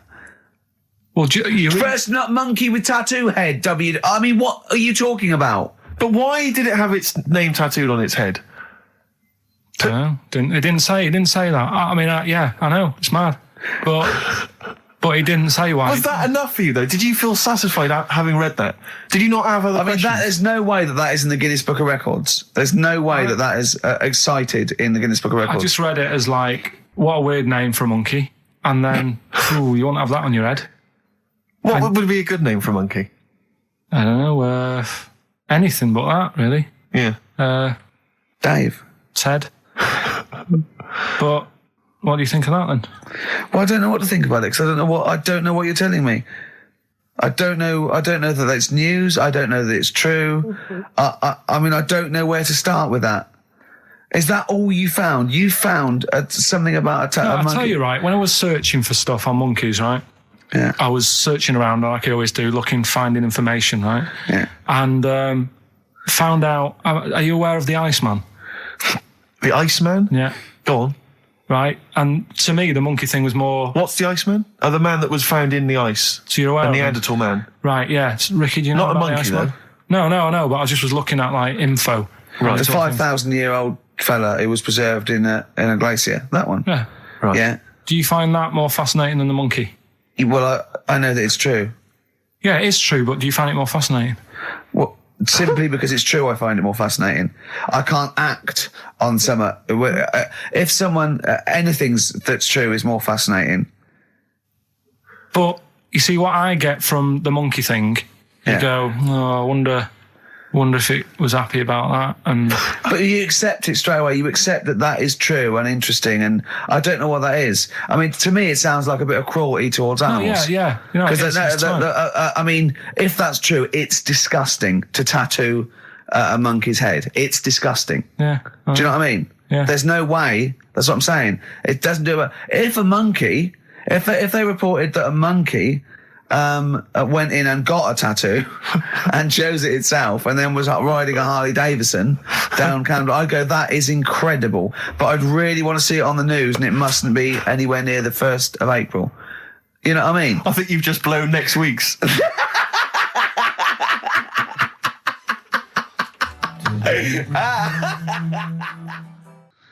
listen, still to come, right? We've got the monkeys thing. Oh, chimpanzee that. And when I was out last Sunday, right, at Johnny's birthday party, Steve was there. Yeah. Got talking about stuff. And a debate that we didn't really finish cropped up. It blew your mind, didn't it? Amazing. Oh, I know about this. Steve told me. This is the infinite amount of monkeys. Or a monkey with a typewriter at an infinite amount of time would eventually come up with the works of Shakespeare. Yeah. There was no debate. It's a philosophical, mathematical problem. There's no debate. It's true. It wouldn't happen. No, listen, Carl, listen. Infinity sorts it all out for you, right? An infinite amount of monkeys at a typewriter, right? They do everything. They type everything. Infinity just sorts it all out for you. There's no getting to it and they're going, oh, well, let's have a look what they've done. This one's come close. Did Romeo and Juliet. It would do it all. It would type everything ever possible, conceivable. Yeah, but it's a mathematical infinity. Well, we've heard your side of the argument, Rick. And I'll be honest with you, it's a persuasive one. But let's hear Carl, because he heard about this in a pub last week. Yeah, so he's got some strong What's your ideas problem with it? What's your problem with it? well, first of all, right, you're saying it's a load of monkeys. It's not just one monkey. It Depends. Can live forever. No, wait. It's either a chimpanzee with a typewriter with an infinite amount of time. He would eventually, by definition, mathematically, type everything ever possible. Okay, or it's an infinite amount of chimps with typewriters, and one of them will type it first time. But already, that's not right. You either need to have What do one you mean? monkey. What? You mean Let's hear his employment point. laws? He What do you mean can't- it's not right? Let's hear him out, please. If it's one monkey Yeah. with a typewriter that's got loads of ink in it and that, right? At least it knows what it's done in the past. It's not. Keep going. Crime. If you've got a load of monkeys, it's like if you have too many. What's that saying about too many chefs? Too many spoil- chimps spoil the soup. Right, well, it's the same thing. It's like, well, I didn't tell you to put salt in it. I was going to put salt in it, and it messes it up. Whereas if it's just one, they know what's gone on. So what I'm saying is... Just leave him go. I can't be bothered, I want to hear, I want to hear the rest. This blows my mind. He doesn't know what this does to me. It's a mathematical problem. I want to hear the rest. Well, it's just, I just don't think it will happen. What do you mean you don't think it'll happen? Infinity works it out for you, by definition. Well, what's stopping them typing the same thing again? They would. In fact, the problem should be, if you had an infinite amount of time, that it would type, it works for Shakespeare an infinite amount of times, and everything else an infinite amount of times. But, you know, that's not as... But not Shakespeare. Oh! Shut up! You idiot! Rick, do you know what he said to me? I said to him, I explained it to him. I said, God. You've got an infinite number of monkeys, infinite number of typewriters. They will type the complete works of Shakespeare. He said, have they read Shakespeare? You're an idiot! Play a record, said, no, I'm not having this they're not conversation. doing it from I'm not memory. having it, because it really, really winds me up. But you're saying they'll do it with no spelling errors. Well, they do it an infinite amount of times. And they do it wrong an infinite amount of times. And they spell the last full stop wrong an infinite amount of times. And they get one thing wrong in Hamlet wrong an infinite amount of times. They do everything an infinite amount of times. But are they going off a story that they've... Play a record, Carl, because I'm going to knock you out. I'm just saying... Shut up! Do they know the story? Oh, They're monkeys! Oh, Christ. No, right. Okay. Right, Carl. She's a girl and I'm a man. Good that, innit? On XFM, 104.9, Ricky Gervais, Steve Merchant, Karl Pilkington. As ever, Rick, there's always someone who steps in to defend Carl. Okay, what is the defence? What is the defence? Here's an email from Scott Coomer. He says, Carl is actually right. I've got an A-level in statistics and probability. It doesn't matter how long they have and how many monkeys you have. You cannot guarantee they would type the complete works of Shakespeare. Infinity makes it probably they would get it right, but not definite. Yeah. Well, yeah. Yeah. That's what I was saying. No, you weren't saying, Carl. You don't understand it. Infinity sort of sorts it out. That if they do anything, they nearly do everything, won't they? No, I mean, they'll give it a good shot.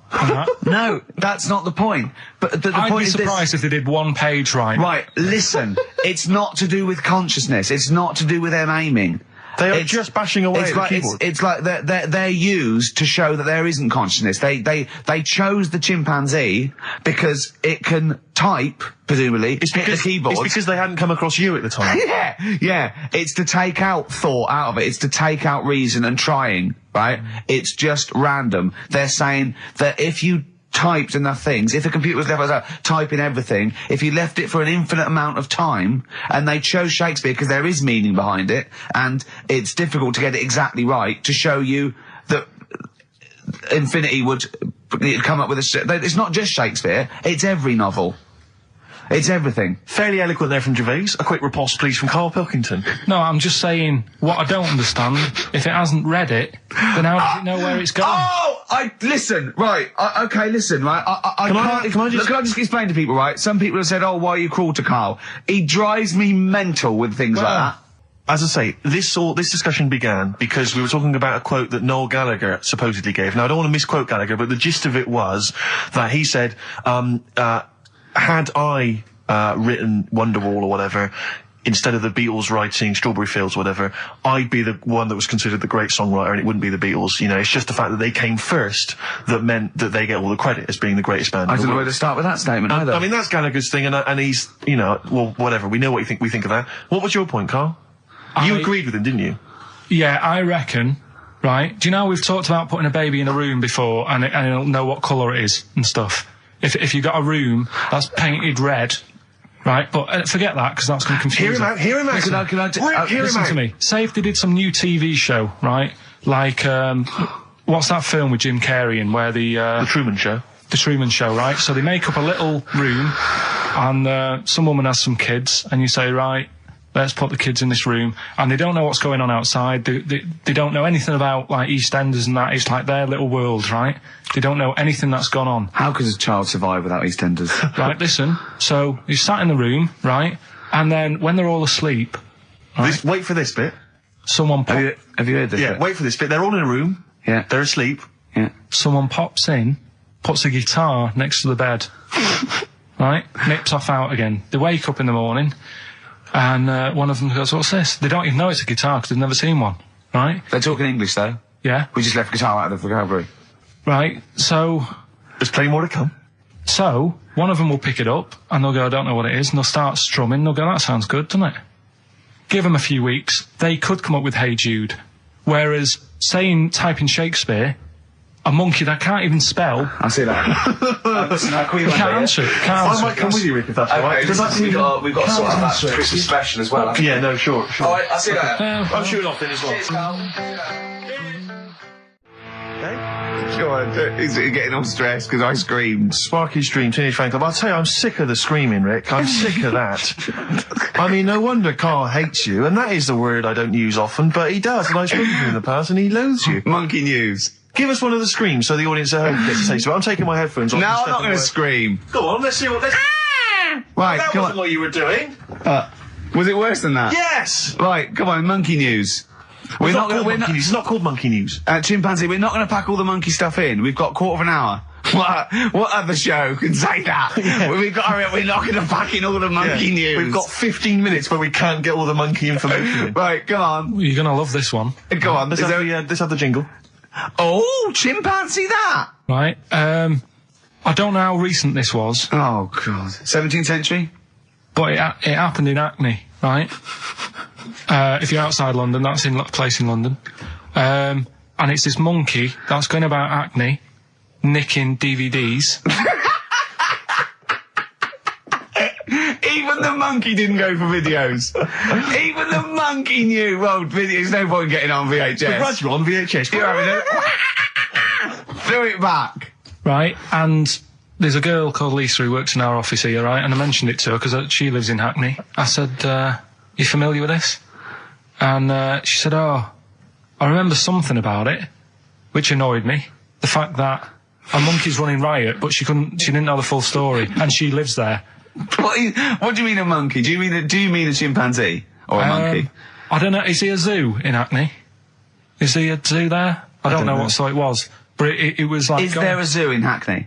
I don't know. That's what I was asking. So right, get on with the story. So anyway, it's been robbing stuff, and the other bit that really puzzled me, right, is the fact that. And you're not easily puzzled by monkey news. They took fingerprints. What do you think about that? Well, they took fingerprints presumably because they didn't know it was a monkey to start with. No, they did. They saw it, nicking stuff, and they said, "Get fingerprints." What? So that means there's more than just one doing it. I'm going to have a heart attack. He had to fax them to Interpol. Yeah. We know that is, It's Brian the monkey. Yeah. So sorry, I don't understand. He was stealing DVDs, specifically DVDs. DVDs, I think it said watches and stuff. What, breaking into homes? Yeah, in Hackney. Maybe. Are you sure it wasn't a kid with a mask on? No, seriously. How was he breaking into homes? Be good up the drain pipe. They're good, aren't they? They're good, aren't they? But how would they do that? So is that the news? Well, how much do you want? Is that monkey news? For this week? Well, I don't know that it's true. Again, I've got the there was other stuff. There was another story that I found about a monkey, but I would like to know from someone in Hackney do you know what I mean? And I missed that one on Crime Watch, which would have been good. Right? But there was another story about one that kept getting on buses, not paying its fare. And just sat in a corner reading the paper. Reading the paper, Carl! You're an idiot. Well, that wasn't in London. You're an idiot. That was in America. It wouldn't read the paper. Why would it read the paper? Because it was its way of sort of going, oh, well, if I'm reading something, maybe the inspector... the inspector won't notice my hairy hands. Oh, Carl, you're such a fool! Well... Pilkington.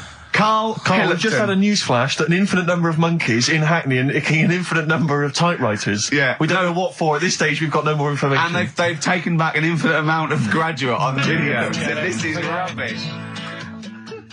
Did you watch the monkey programme last night? You told us to watch the monkey programme. We all stayed and watched the monkey programme. Alright, wasn't it? What's rubbish, wasn't it? Obviously not half chimp, half human. Well, I mean, they missed out a lot of the interesting bits. They didn't have any interesting bits. Those are bits that you made up to make it more interesting. The bits that I told you about 3 months ago before they decided to make the programme. Yeah. What were the bits that you came up with? Well, they missed out the bits about, the Zookeeper. Right, there wasn't a Zookeeper. Yeah, go on. Well, there was, but they left that bit out. Well, okay, fine. And they left out the bit where it ran from there in 1975. In terms of those that did research, they actually went and filmed it. You read it on the internet. Yeah. Yeah. Chances are you're the one with the facts wrong. Yeah, I think they also left out the bit when it jumped over 3 double-decker buses on a motorbike. On Evel Knievel's motorbike. Yeah. So, I can't believe it. I cannot believe it. Not only do you not bother turning up, but you turn off the radio and start watching football. I turned it off, but I've recorded it. I'll listen back later and sort of... Well, what good is that? Sort of, I like to keep it in shape and that. I'll have a word next week. All right. If you receive any phone calls from people you don't know, we don't know anything about that. Instantly, we don't know why that is happening. That is just going to be a weird, spooky thing. So and don't bother telling the story about Men in Black 2 either, because I don't think people will be interested. Actually, on the subject of Men in Black 2, what? Have you seen that, Steve? No, I haven't, Carl. Tell me about it. You should see it. Go on. Why? Because there's this thing in it. Go on. What, a stupid, bald Mancunian tosser? No, weirder than that. There isn't anything weirder than that. Big eyes, it was gangly. Keep talking. And, you've got to see it, because you wouldn't believe the likeness and that. You've got to check it out tonight. Right. It's not as weird, it had a normal voice, right? He's done yet, he's not even here! I'll tell you what, mate, it ain't worth coming in next week. Stay on the line, Carl. Play a record player. Kings of Leon, Molly's Chambers. What do you think of that, Carl? Alright. There's a surprise. Another insightful remark. Steve is not a fan now. Not only does he know you've been slagging him off behind his back. No, I wasn't slagging Steve. If you get it out on the DVD tonight, you'll know I'm not slagging you off. It could be your brother. I love the fact that it makes it worse, but he's thinking you're going to go, oh, he wasn't slagging me off. It does look like me. I do think I'm an alien. I love the fact that you hope Steve will go, he's got a point. It's a spitting image. Yeah. I am, seriously, Carl, I'm really angry. I'm so angry with you at the moment. You haven't seen it yet? No, I know, because I know what it's going to be, and I'm just... Why? I'll tell you why I'm angry, because he doesn't do it in jest. No, but what do you think it's going to look like? What do you think this thing's going to look like? Going to look ludicrous. It's not going to look anything like me, but he's going to pretend it does. Go on, what? Go on. No, it does look like you. Yeah, of course it does. And you looked like the chimpanzee.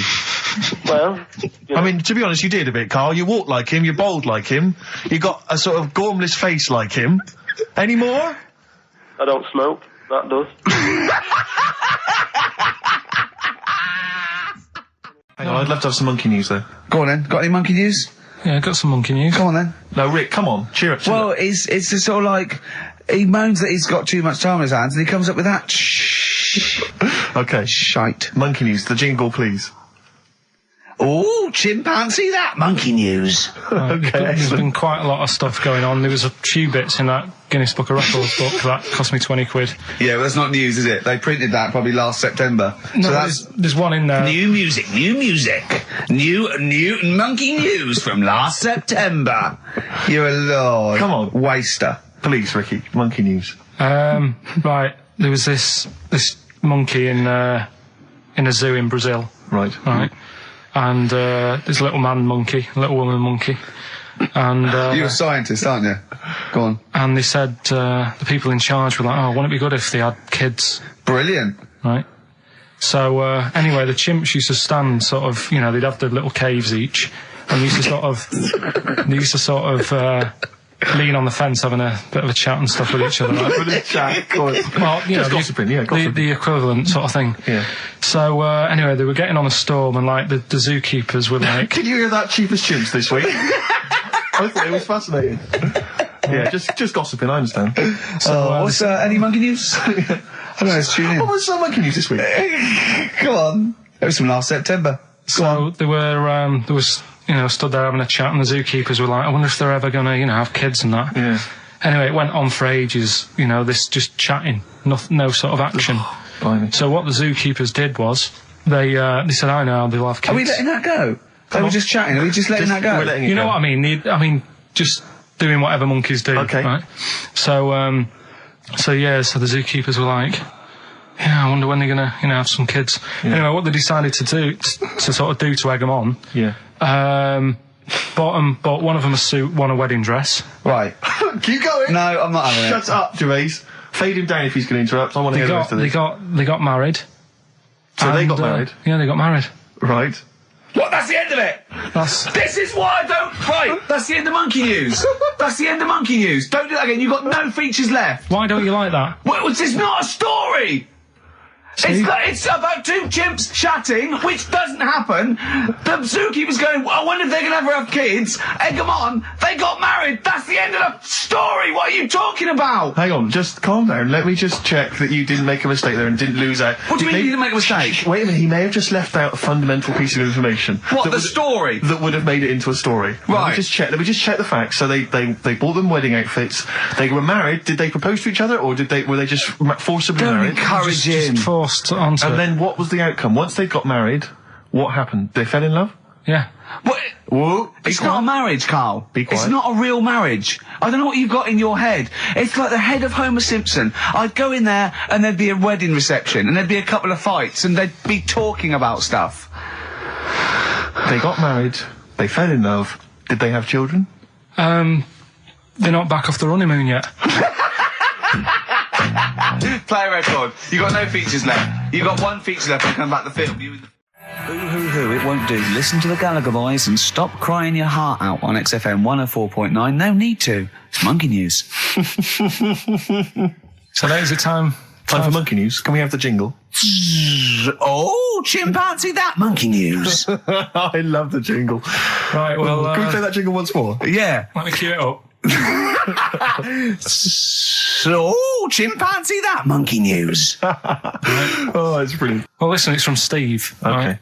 Right? Now, what it is this monkey, right? Yeah. Don't know where it was. Mm-hmm.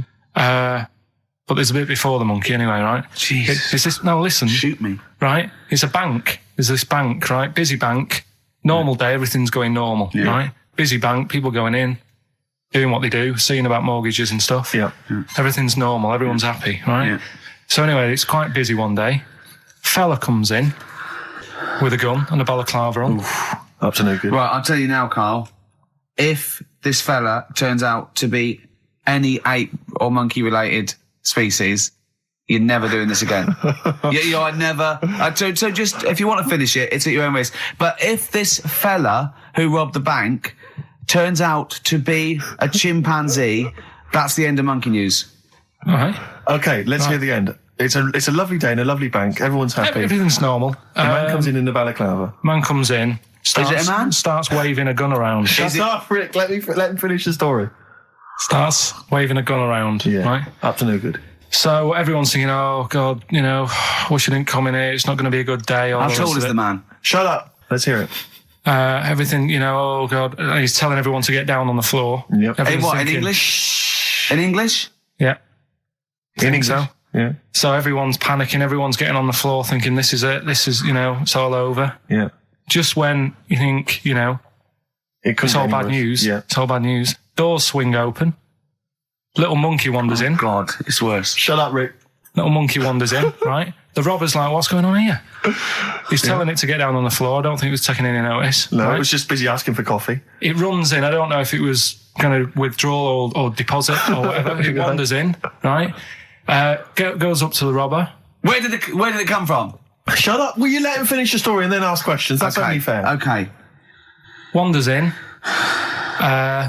Runs up to the fellow with the gun. Takes the gun and the bag of money off him. Everyone's like, yay, we've been saved. Then the monkey starts backing out with the gun and the money. Shut up. Sit down and I'm not having this. And Here's the end of the story. It does a runner with the money and the gun. No one's seen it since. You are an idiot. I mean, you have said some stupid things in your time. What are you talking about? Story that happened. No! What are you talking about? What do you mean it backed out? It came in. Was it an accomplice? Was it an opportunist monkey robbery? What are you talking? Think, Carl. Think. I know it's mad. That's the idea of Monkey News. We're telling people how monkeys are pretty, they're mental. They're up to no good. What do you think? They've never seen the monkey since. What, did he have a getaway car waiting? Did he swing his way to freedom? Where was this? There's no details. Don't talk rubbish. Well, Steve emailed it in. He's got it off the net. And the funny thing is... Can I see it? Have you got the information there? Yeah, the funny thing is, it wasn't just him who sent it. I had that a couple of times. So a few people obviously read the story and said, that'll be good for Monkey News. It doesn't say anymore. It doesn't say if he went off to Spain. It doesn't say, if he's on Crime Watch. Yeah. It doesn't say any of that. It's just saying that's what he did. That's the story. And that's what Monkey News is about. I've heard that they're making a movie version with Phil Collins. So I look forward to that, and Julie Waters. So that's this week's Monkey News. If you've got any, if anything's happening don't bother. In your town. That's the end. No, that is the end. That's the end of Monkey News. No more Monkey News. This is bit of Queen. It says it here in this email, Rick. It's got to be true. Right. So that seems well. Oh, chimpanzee that Monkey News. Right. Now, before and again. Go on. Oh, chimpanzee that Monkey News. Brilliant.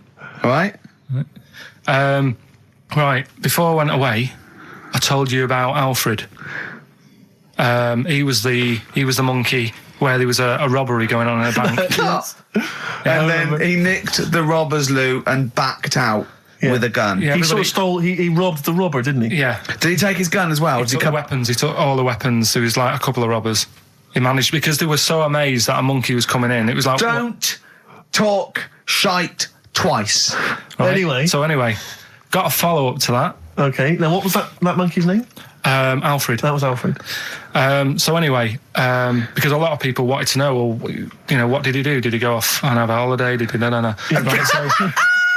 So the follow-up is, what happened is the monkey had the guns, had the cash, which was $250,000. Sure. Right?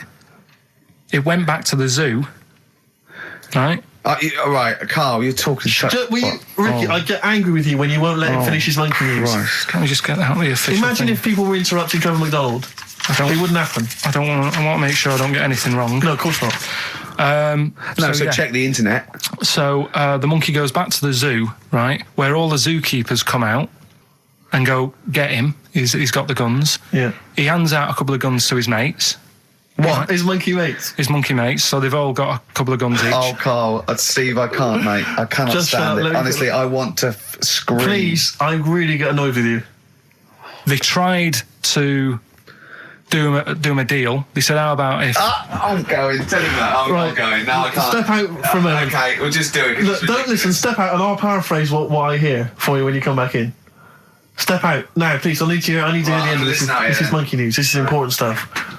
Right. Ricky now has left the room. He cannot bear to hear it, which is surprising to me. Right. So anyway, they've got the money and they say to the zookeepers, how about we give you some cash? Yes. And they go... Oh. Sorry, hang on. Sorry, the zookeeper said that to the monkeys? Yeah. Right.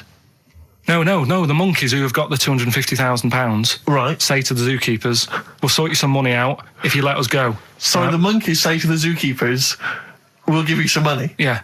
You don't see any problem with that?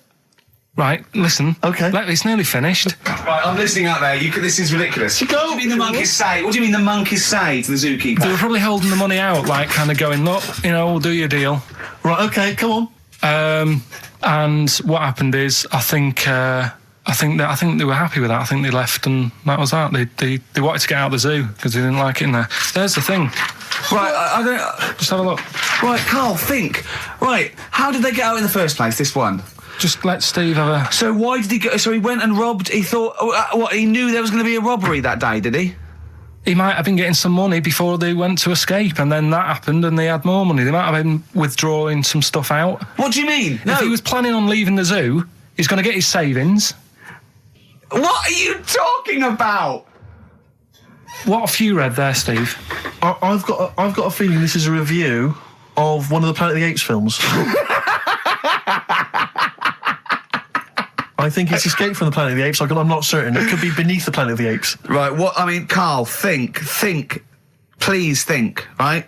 So this monkey, right, he leaves the zoo, right? So he leaves the zoo, which he can do, presumably. What, they leave him the keys or what? They're chatting to him, they might as well. He goes to a bank. What's he thinking of doing? Sees a robbery, probably by chance. He probably wasn't tipped off, was he? Or has he got one of those police scanners? Probably got one of those police scanners. Well, I think he was going to the bank to get a mortgage to build I think he wanted an extension, didn't he, on his cage? Think of that. And so I love the fact that he hands out the guns and they do a deal. It's honestly, you've got the best mind working on radio today. It's incredible. So the only person who makes less sense is Terry Wogan. He goes up and down, doesn't he? I can't understand his sentences because I don't know. No, it's like freeform poetry. Yes, I don't know whether it's the end of a sentence, in the middle, sure. A new one. Yeah.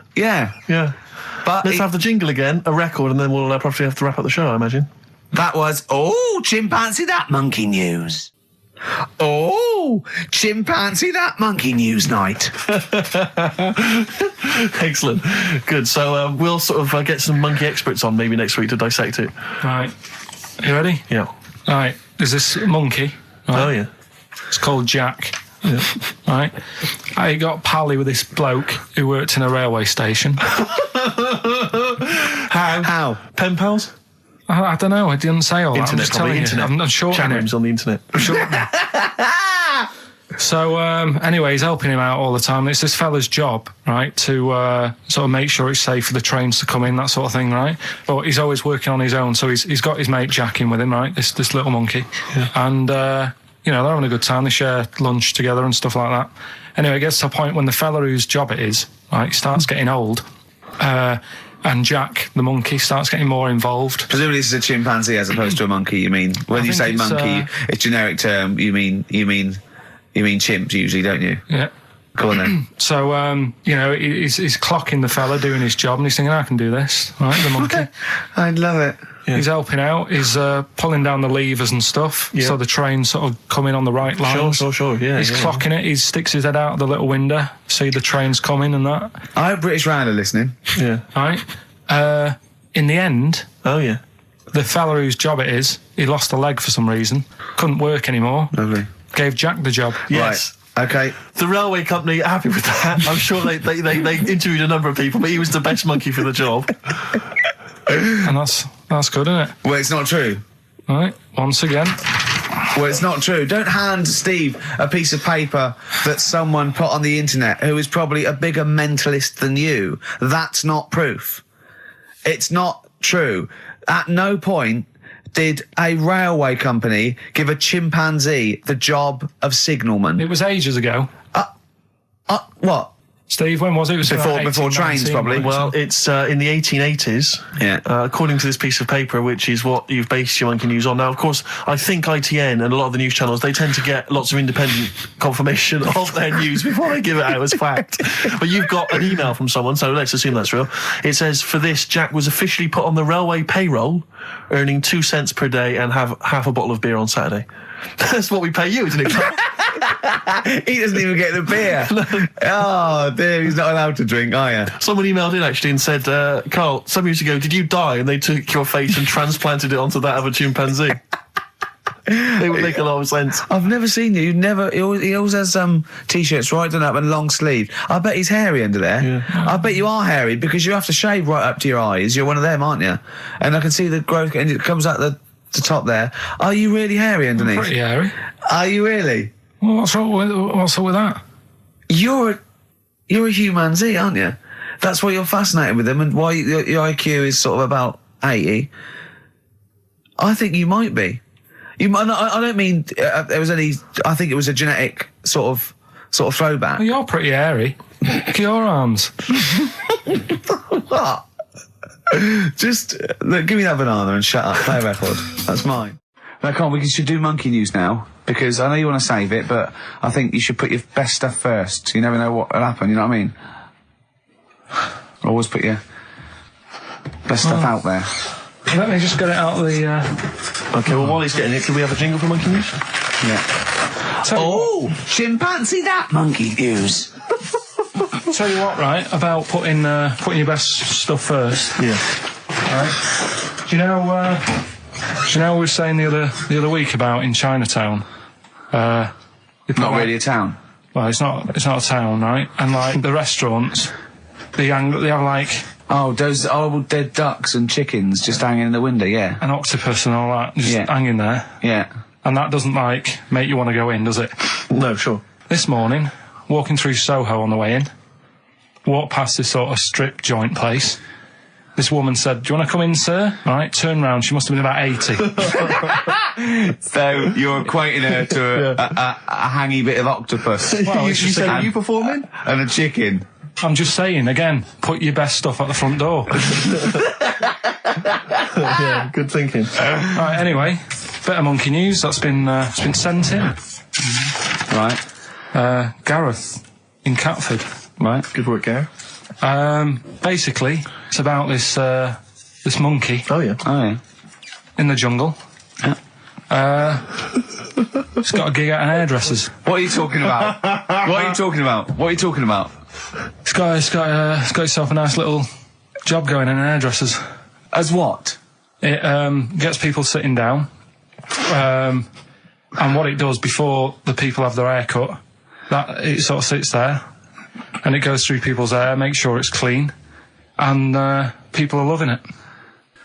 Right, People- backtrack. So it's a pet monkey. It's nothing to do with it getting a gig in an hairdresser's. It's a pet monkey. It's not working at Monkey and Guy. Yeah. No, seriously, it's in there. I think it might have started off as a job, and then So what does it say? It says junior £15, stylist £35, monkey £63. So I didn't quite follow. It's in the jungle. It was wondering about. Maybe it did But start it off. looks good. Its hair looks good. Someone thought, hang Yeah, on. but never ever. You see, people make that mistake with hairdressers anyway. I always say, well, if the hairdresser's got a good haircut, go to where he's going. So, Can we just go back to Monkey News for a second? so anyway, that's all. Yeah, I didn't quite follow why he's still his salon is in the jungle, or where is it? No, he was doing what he does in the jungle, right? Right. He's walking about. He wanders into the hairdressers. Yeah. Maybe they didn't have him on like as a job straight away. He was just there. He was People training, said, "This is yeah. nice." He's sat there picking the knits. Carl, I don't know where to start. Then- it's just it's the embellishment. You don't walk in. He walked from a jungle to an hairdresser's. I mean, you're an idiot. You really are. I'd love to see you try and get a job in an hairdresser if there was another monkey up for it. You'd never get a job.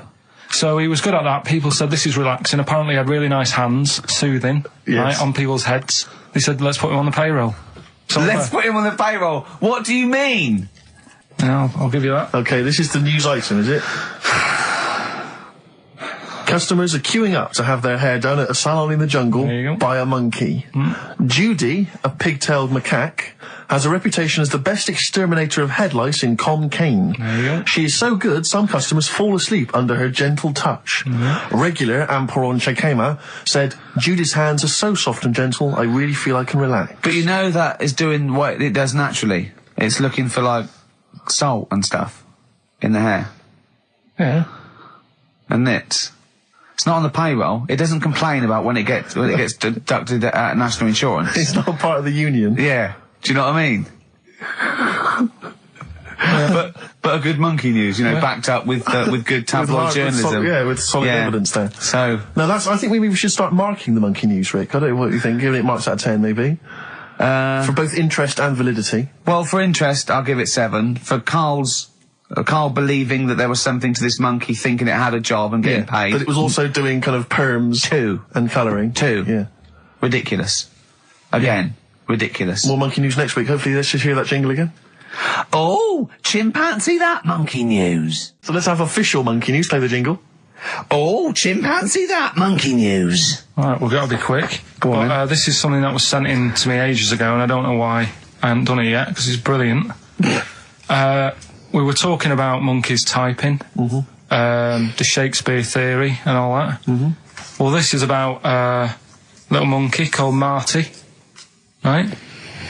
Basically, it's in some science lab, right? It's in there. It was wandering about out of its cage, right?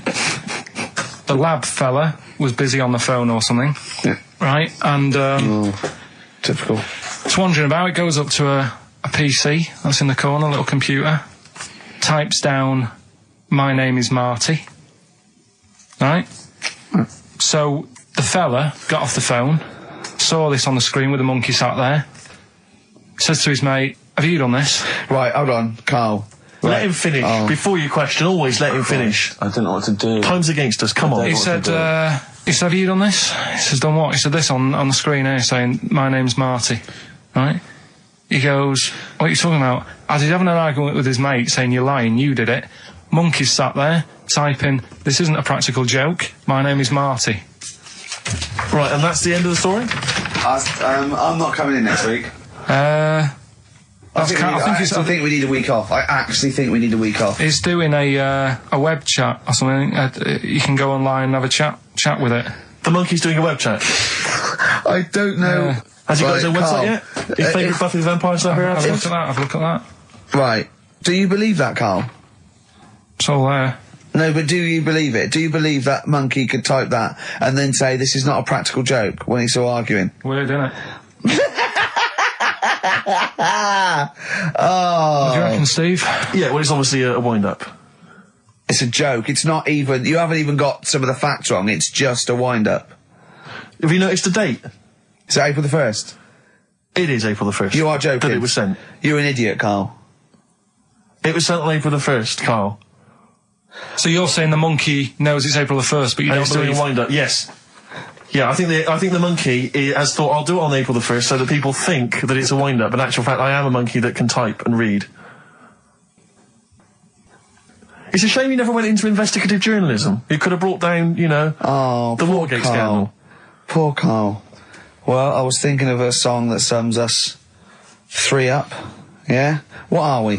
What do you think? How would you sum us up? Tricky. Well, young, gifted and black. True enough. Apart from a couple of them. Yeah, we're not gifted. No. And we're not very young. No, I'm certainly not. Shall we take a week off? Yeah. Should we maybe just knock it on the head altogether? We'll take a week off and see what happens. Okay. See you next... No, let's not see you next See you in week. a couple of weeks. Yeah. Cheers then, Carl. Right. Is there some monkey news? Goes without saying. Of course. Does it really? That monkey news is safe, isn't it? It's not like, You're always going home with monkey news. You know it's there. Yeah. It's like songs of praise on the Sunday. Well, it's that time. It's getting exciting. We've got Rockbusters results, but before that, a little bit of monkey news with, chimpanzee that monkey news. Karl Pilkington. Brilliant. Let's do it. I read that for a couple of weeks. Go on then. Alright, so, it's like this little monkey. Oh, yeah. Who lives in Morocco. Right, I'll just warn you now, you're on thin ice from last time, okay? So, make sure, is this real? It's been Don't say this, you would think about it. As you're saying it, think to yourself, is that true? Do monkeys do that? Do they think like that? So, go on then. So anyway, yeah, so there's this magician in Morocco, right? He's got a little monkey working with him, right? The way it used to work, magician used to do his thing on stage, do a little bit of magic, people loved it. Then the monkey came out, had a little cap, walked around the crowd and stuff, got the money, had a good little team thing going on, right? Yeah. So anyway, the monkey's name was 86. Right. Because back then there was so many monkeys, it was like, oh, what names, do you know what I mean? What names do you use, what do you do? So they just named them, right? So this little monkey... He had 86 other monkeys? No. It's just that because a lot of monkeys were sort of working back then, helping magicians out, you know, doing bits and pieces, busking, what have you. Well, Rick, you know how there's so many... why would there be a confusion with that? If he only had one monkey, where's the confusion? People would go, I'm not going to go and see that, I want to see 86, he's the better monkey. Do you know what I mean? What does it matter? I don't know what you mean. Well, why do they need... Where was the confusion? With people going to the circus and going, what monkey are you going to see tonight? I don't know. It wasn't a billing, was it, with a monkey? But Rick, it's just the same with humans. You know, there's so many humans now that we can't give them names anymore. Yeah, they all have to have numbers. Exactly, yeah. There's so many humans, you know, with 5 billion people. We can't give them names. It's impossible. But, you know, with a few monkeys anyway, number working... 22, go on. So, anyway, there he is. 86. 86. With his hat. With his hat, walking around, getting the money. Yeah. Anyway, the magician sort of, you know, thinking about moving on. because in Morocco he'd sort of done all the tourist traps. Sure. So he had a word with the monkey, said, how about we... See? No, let him continue. Think. Let him continue. He didn't have a word with the monkey. Let him continue. So what do you think about going over to Spain? Yes.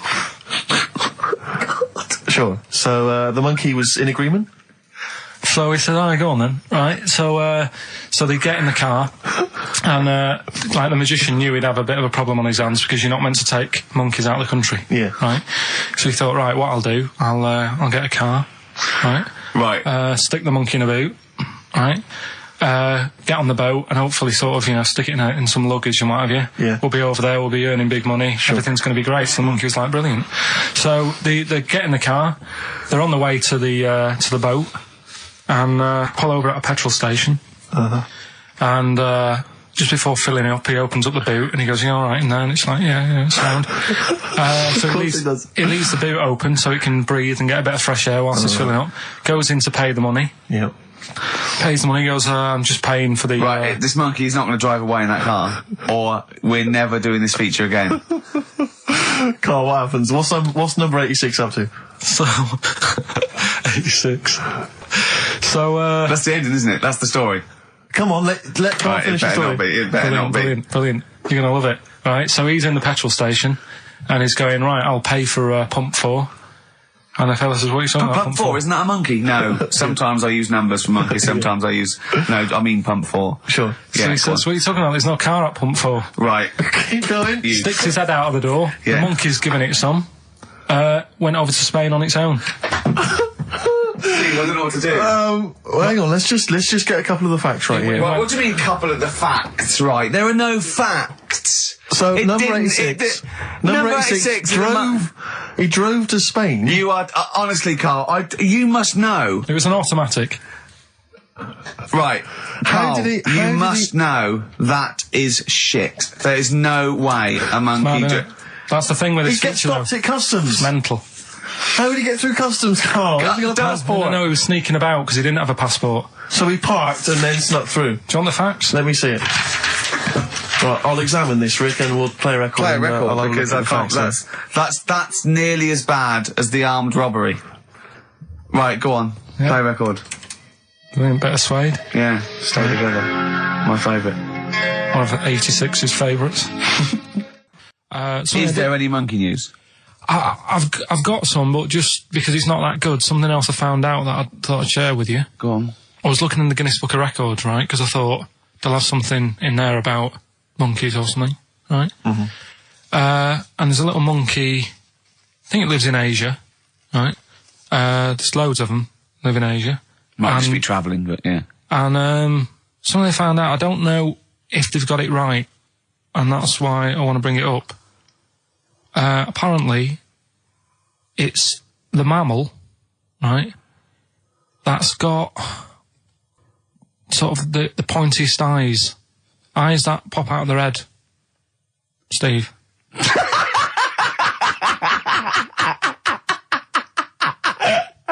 Now, the thing is, right, I thought that's interesting. Yeah. Apparently, it's the biggest with the sort of goggle eye type thing. Right, yeah, go on. Apparently, they come out of their head 1.6 centimetres. 1.6 centimetres? What, you mean they protrude? Yeah, they protrude from the head at 1.6. Okay. What? How long? Have you got a ruler, Rick? 1.6. He's having a go. I'd say I'd be a little bit annoyed if the monkeys beat me. Well, I don't think it has. That's what I'm hoping. Is there anything we can... I mean, what's 1.6? Oh, can you... It's about... Drop your trousers. It's, about 3/4 of an inch. What do you think? I don't know. Have they got it right, or what? Maybe I should come down to Monkey World with you next week. So anyway, so that's not the monkey news. That's just something that cropped up. And sure. I do know once when we were playing pool in the office. I think Lucy was your partner. Yeah. It was me and Ash versus you and Lucy. And you were having trouble because his glasses kept slipping down. So Lucy pushed his glasses up his nose, but the glasses touched his eye. Do you remember that? Yeah. He started it. Well, you're the one who joined in. No, I know, and I feel bad now. Yeah. He makes me nervous when he goes, yeah. It's like, play a record. No, I'm just trying to think about which part of your fat, middle-aged physique I can pick on. The tits would be a good Yeah, start. yeah. Oh, the belly. Sure. Oh, what do you think of that? Oh, that's... What is that? Play a record. But anyway, yeah, so today's isn't that happy, really. It's about some monkey, I think it was a chimp. Who's an ape? Go on. He tried to... I mean, the story sets off at a sort of a weird thing. Yeah. It's something about he went to Russia to do some business. What are you talking about, Carl? He jumped past that bit, though. It didn't start there. What are you... Do you know what I mean? It didn't tell you what he was doing. It just said, there's this monkey, went to Russia. To do some business. I know. Do some stuff. I don't know. Bit of monkey business. And, anyway, didn't work out. So, they were furious. We wanted a surgeon. You send us a monkey. Anyway, ended up being homeless. Oh. No, you're So it joking. was taking a turn for the worst. What, couldn't even get into like a tree hostel or anything like that? That's the problem. And, God. ended up homeless. Got in with some tramps. I don't know where to start. Come on. Yeah, so he's knocking about with some tramps and stuff. Sharing drink and what have you around a little fire. They broke into some home, not sort of squatted. Right, so Into not the homeless flat. anymore. Problem was, yeah, he had a roof over his little area he had. Yeah. And he goes, oh, this is good. This is, we're having a good time. This is sorting me out. Yeah. He had his He said mate. that in Russian, though. What was he eating? I don't know. It didn't say. But they're in this house. Well, he could only be eating sort of like, fruit, nuts, vegetables. I mean, they classically sort of don't eat, pork pies and But they've got drink McDonald's coffee. in Moscow now, so... Sure. You probably chow down on that. Yeah. Anyway, there was a bust. What? I knew this was There was a bust in the flat that they were squatting in. All the other tramps sort of knew what was going on, legged it, left little chimps out there, got arrested. And they thought it was a real fella at first. They were like, get him, he's obviously just a scruffy bloke who hasn't had a shave and stuff. Yeah. Yeah. Hasn't shaved his back for a Yeah. while. Or his face. Yeah. His head. Got him down the station. And the boss was like, what's going on here? We've got a monkey here. He was like, what? So you arrested a monkey? Well, so the arresting officers hadn't noticed all the way to the station that he kept slipping out of the handcuffs and was going for the entire journey. They didn't notice till they got there. What, did they put a hood over his head maybe and just like, I don't know. I'll give you the story if you want. There's the headline. What is it? What's the headline, Steve? I don't want to see it, but... The headline, this is once again from supposedly reputable news organisation Ananova, homeless monkey arrested in Russia. Did you read on, or did you see the headline and make up that whole story? It's most of it is there. What isn't there? What bit isn't there then? No, I think Steve can have a look over it, check it out and stuff. Point out the It was- embellishment for me, Steve, will you? Well, what it doesn't say is that the police didn't realise it was a monkey. That's what I was guessing. Really? That they got it back and they said, what are you doing? We've got a monkey. And they go, yeah? Yeah. Oh, God. Familiar with the phrase monkey business? No, never heard that one before, Carl. That's brilliant. Right, well, it came about. This has been emailed in and I haven't really had a chance to look at it, so I'm just weighing it up now. God. Yeah. This is the biggest shambles on air, isn't it? Really? I'm ashamed of it. I mean, what was Dr. Fox? Dr. Fox must have been really polite. He must have been thinking, I don't know how to put this. He must have wanted to scream and go, "You shouldn't be in the radio authority." My parents listen online. I can't look them in the eye. Right, I think I've weighed it up. Long time ago, right? Yeah. In the olden days, yeah. In the Amazon jungle. Yeah. Right. Yeah. Little family of monkeys in there. Mm-hmm. Right. Having a good life. Right. Didn't have any predators in there. Right. So they were loving it. Yeah. They had a load of food around them. They had loads of banana trees. Yeah. Right. No, I don't think so. No, they did. Sorry. Yeah. Everything's going great. So they're happy in that. They go to bed. Okay. Wake up in the morning. Load of bananas gone. Oh, hang on. Interesting. Hold on, wait a minute. So either your dad's been around or... This isn't the great Amazon banana robbery, is it? So anyway, turns out it was another load of monkeys from another part of the island, from the rough bit. From the rough bit! I love it! They went into a middle class area. They're the ones with the earrings and the leather jackets. Oh, that is brilliant! From a rough part of the island. So the monkeys thought, well, there's no point getting into a fight with them because they're harder than we are. Yeah, of course, and they carry chains. So I love all this conjecture. They got flip knives and tattoos. Yeah, go on. So basically, they said, let's do some business with the bananas. Let's do some business with the bananas. This is shit! This is... What are you talking about?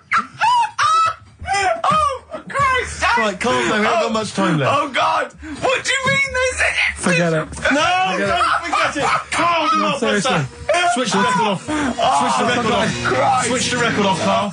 What are you talking about? What do they do? Oh. Let's do business with the bananas. Yeah. So they said, well, rather than them coming robbing them, we'll flog them. So that put a stop to it then. The monkeys came. They didn't have money. They said, give us some bananas. And it says So what, they exchange bananas for bananas? For berries and nuts. So that's where the phrase monkey business No, it's comes not. from. Little business No. they set up. Right, there, God. That's the end of that as well. So that's the end. That is a shame. That's the end of Rockbusters and Monkey News. Well done. You've done it in one show.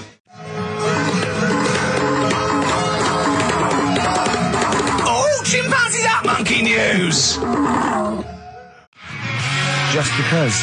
Jane's Addiction are back then. Yeah, excellent. And so are we. Indeed. All right, I'm Ricky Gervais, with me Steve Merchant and Karl Pilkington pressing the buttons on XFM 104.9.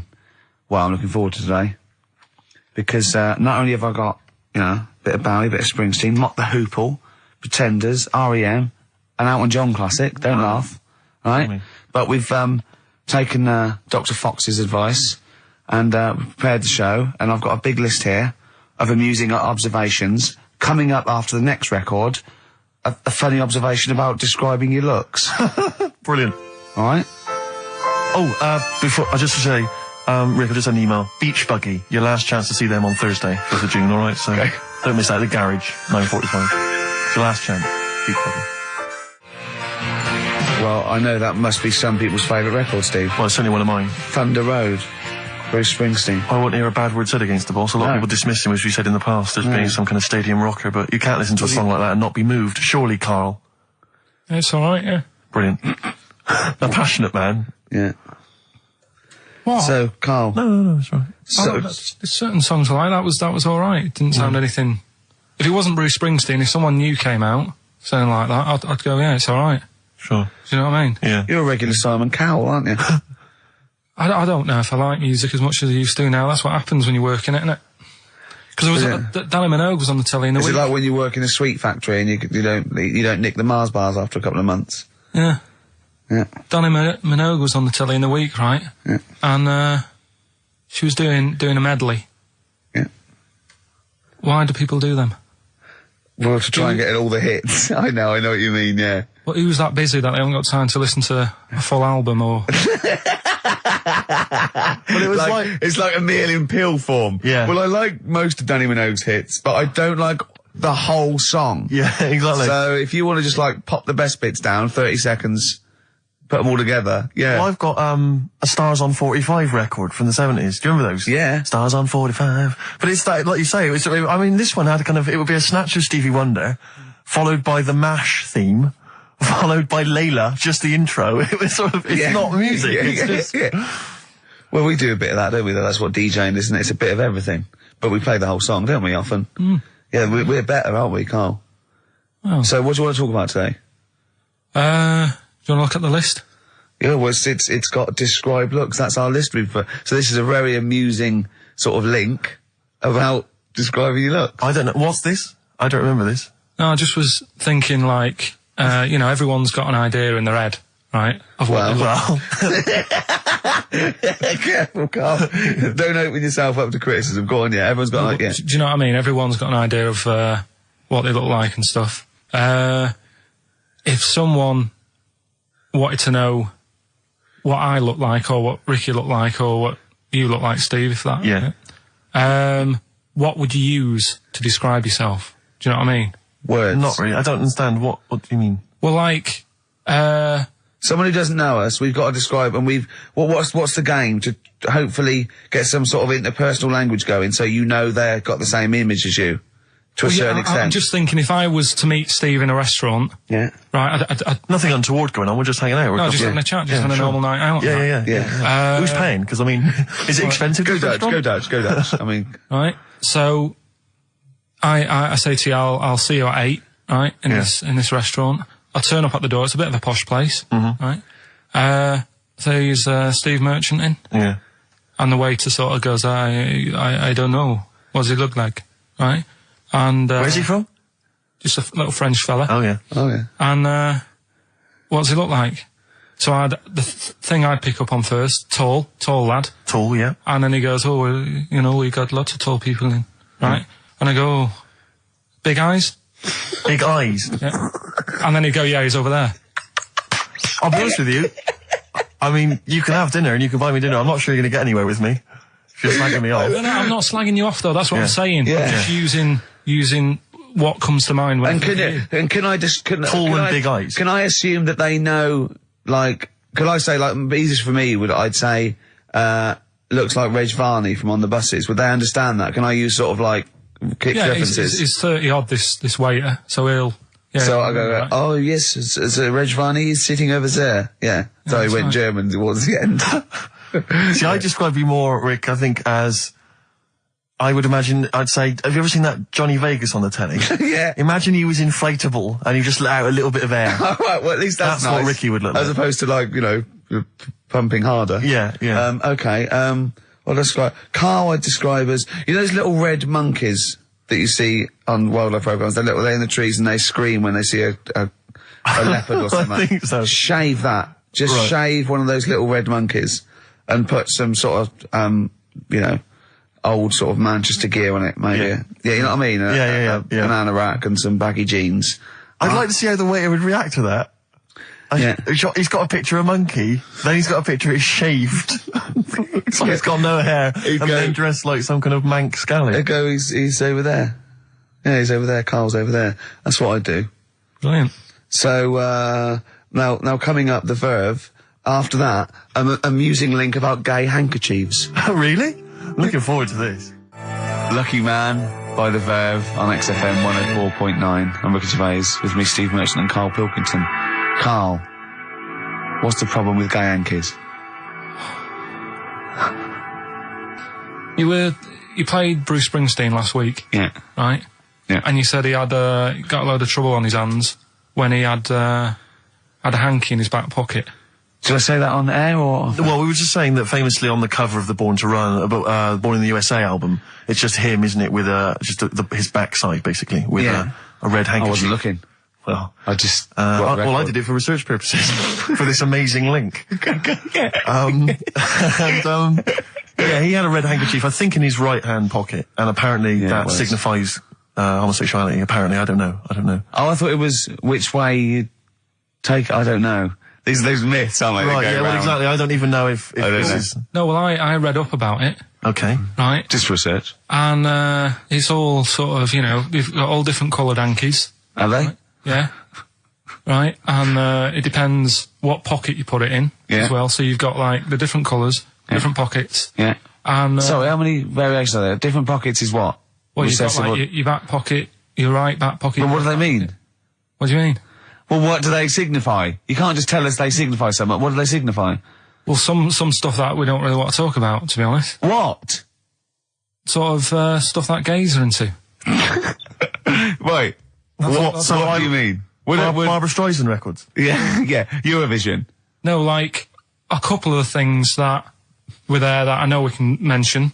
He said something about... I love what he thinks he can't mention. I love it. Decency. What is this? 1956? No, but I mean, it isn't just, having it away. Having it away? I love him! Having it away! You get up to some weird stuff.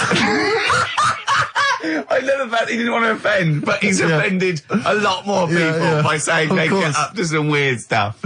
Right. In your opinion? Yeah. What do you mean? No, but don't if there is something that I don't know about that it's like you can't say on the radio. Yeah, I'd rather not. But what do you mean weird stuff? Well, one of them, right? If you've got a red hanky, right? Yeah. In your right pocket. Like Bruce? Yeah. That's exactly what Bruce had, yeah. Right, well apparently then, Bruce is an armpit freak. An armpit freak? Yeah. No. Really? No. But that's very specific. Carl. Seriously. Well, what? Right, okay. What else is there then? Sorry, is there some kind of homosexual body that sat down and came up with this at some point? Well, you said this is getting crazy. You've got like a blue handkerchief in your top breast pocket. I don't know what that means. You need to sit down. There's some kind of summit.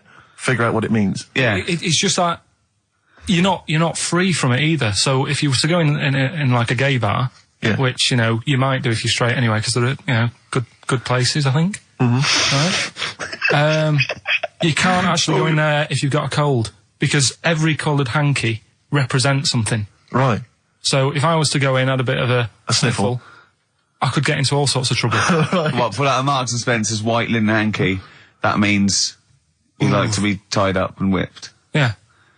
There was another one, armpit freak was covered.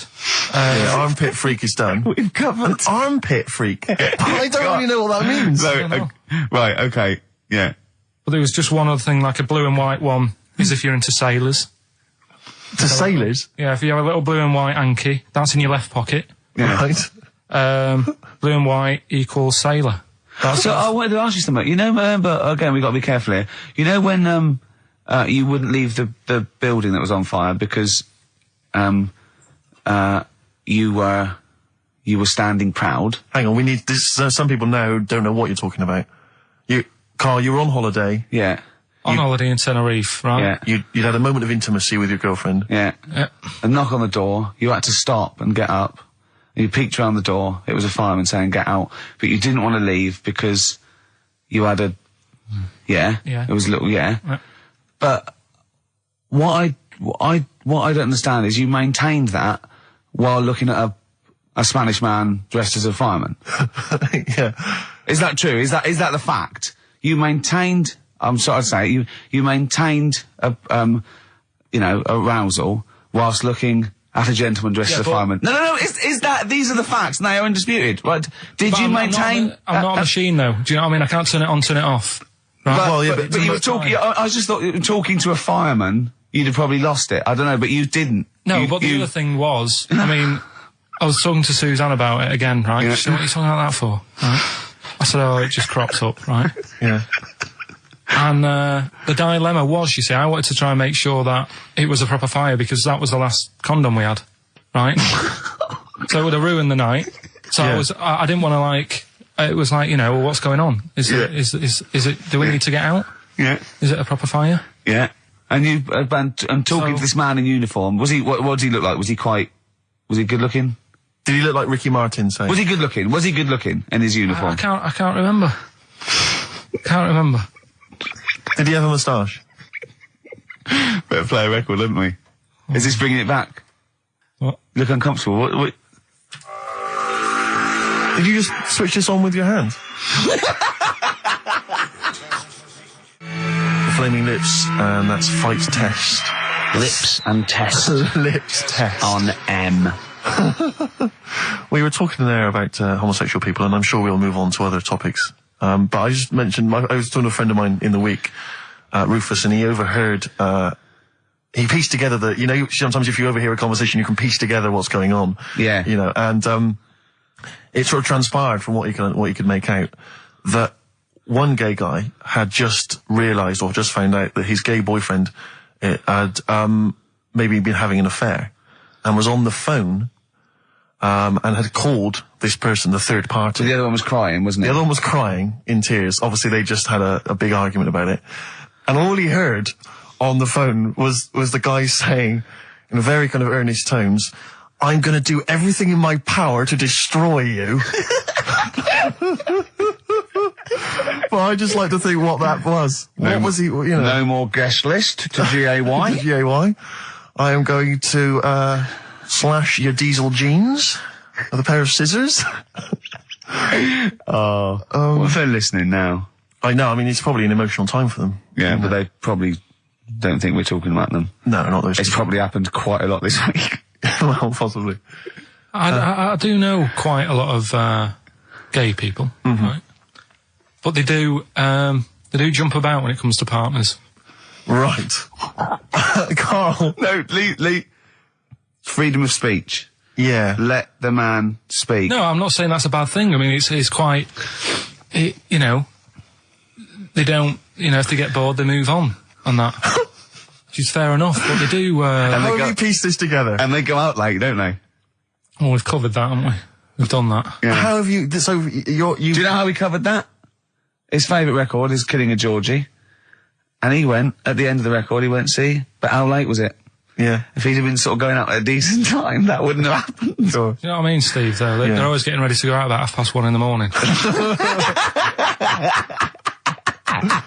You're asking for trouble. Yes.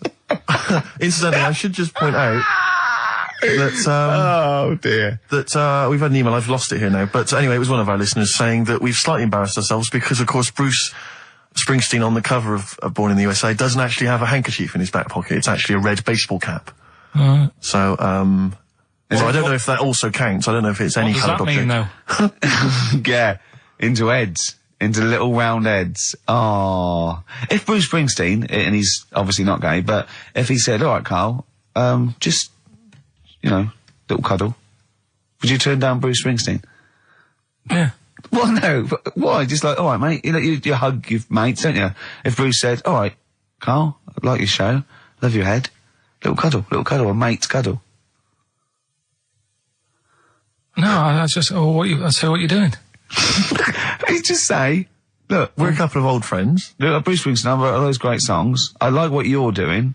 Let's cuddle. Let's have a little, all right, mate." The only thing is, right, Steve, right, do you know how he likes to squeeze me head? How Yeah. Ricky likes to squeeze me head? Yeah. He had an old mate over this week. He's got a similar shaped head, apparently, as mine. Yeah. Right? He's hardly gave me a call or anything, because he was busy with this other fella's head.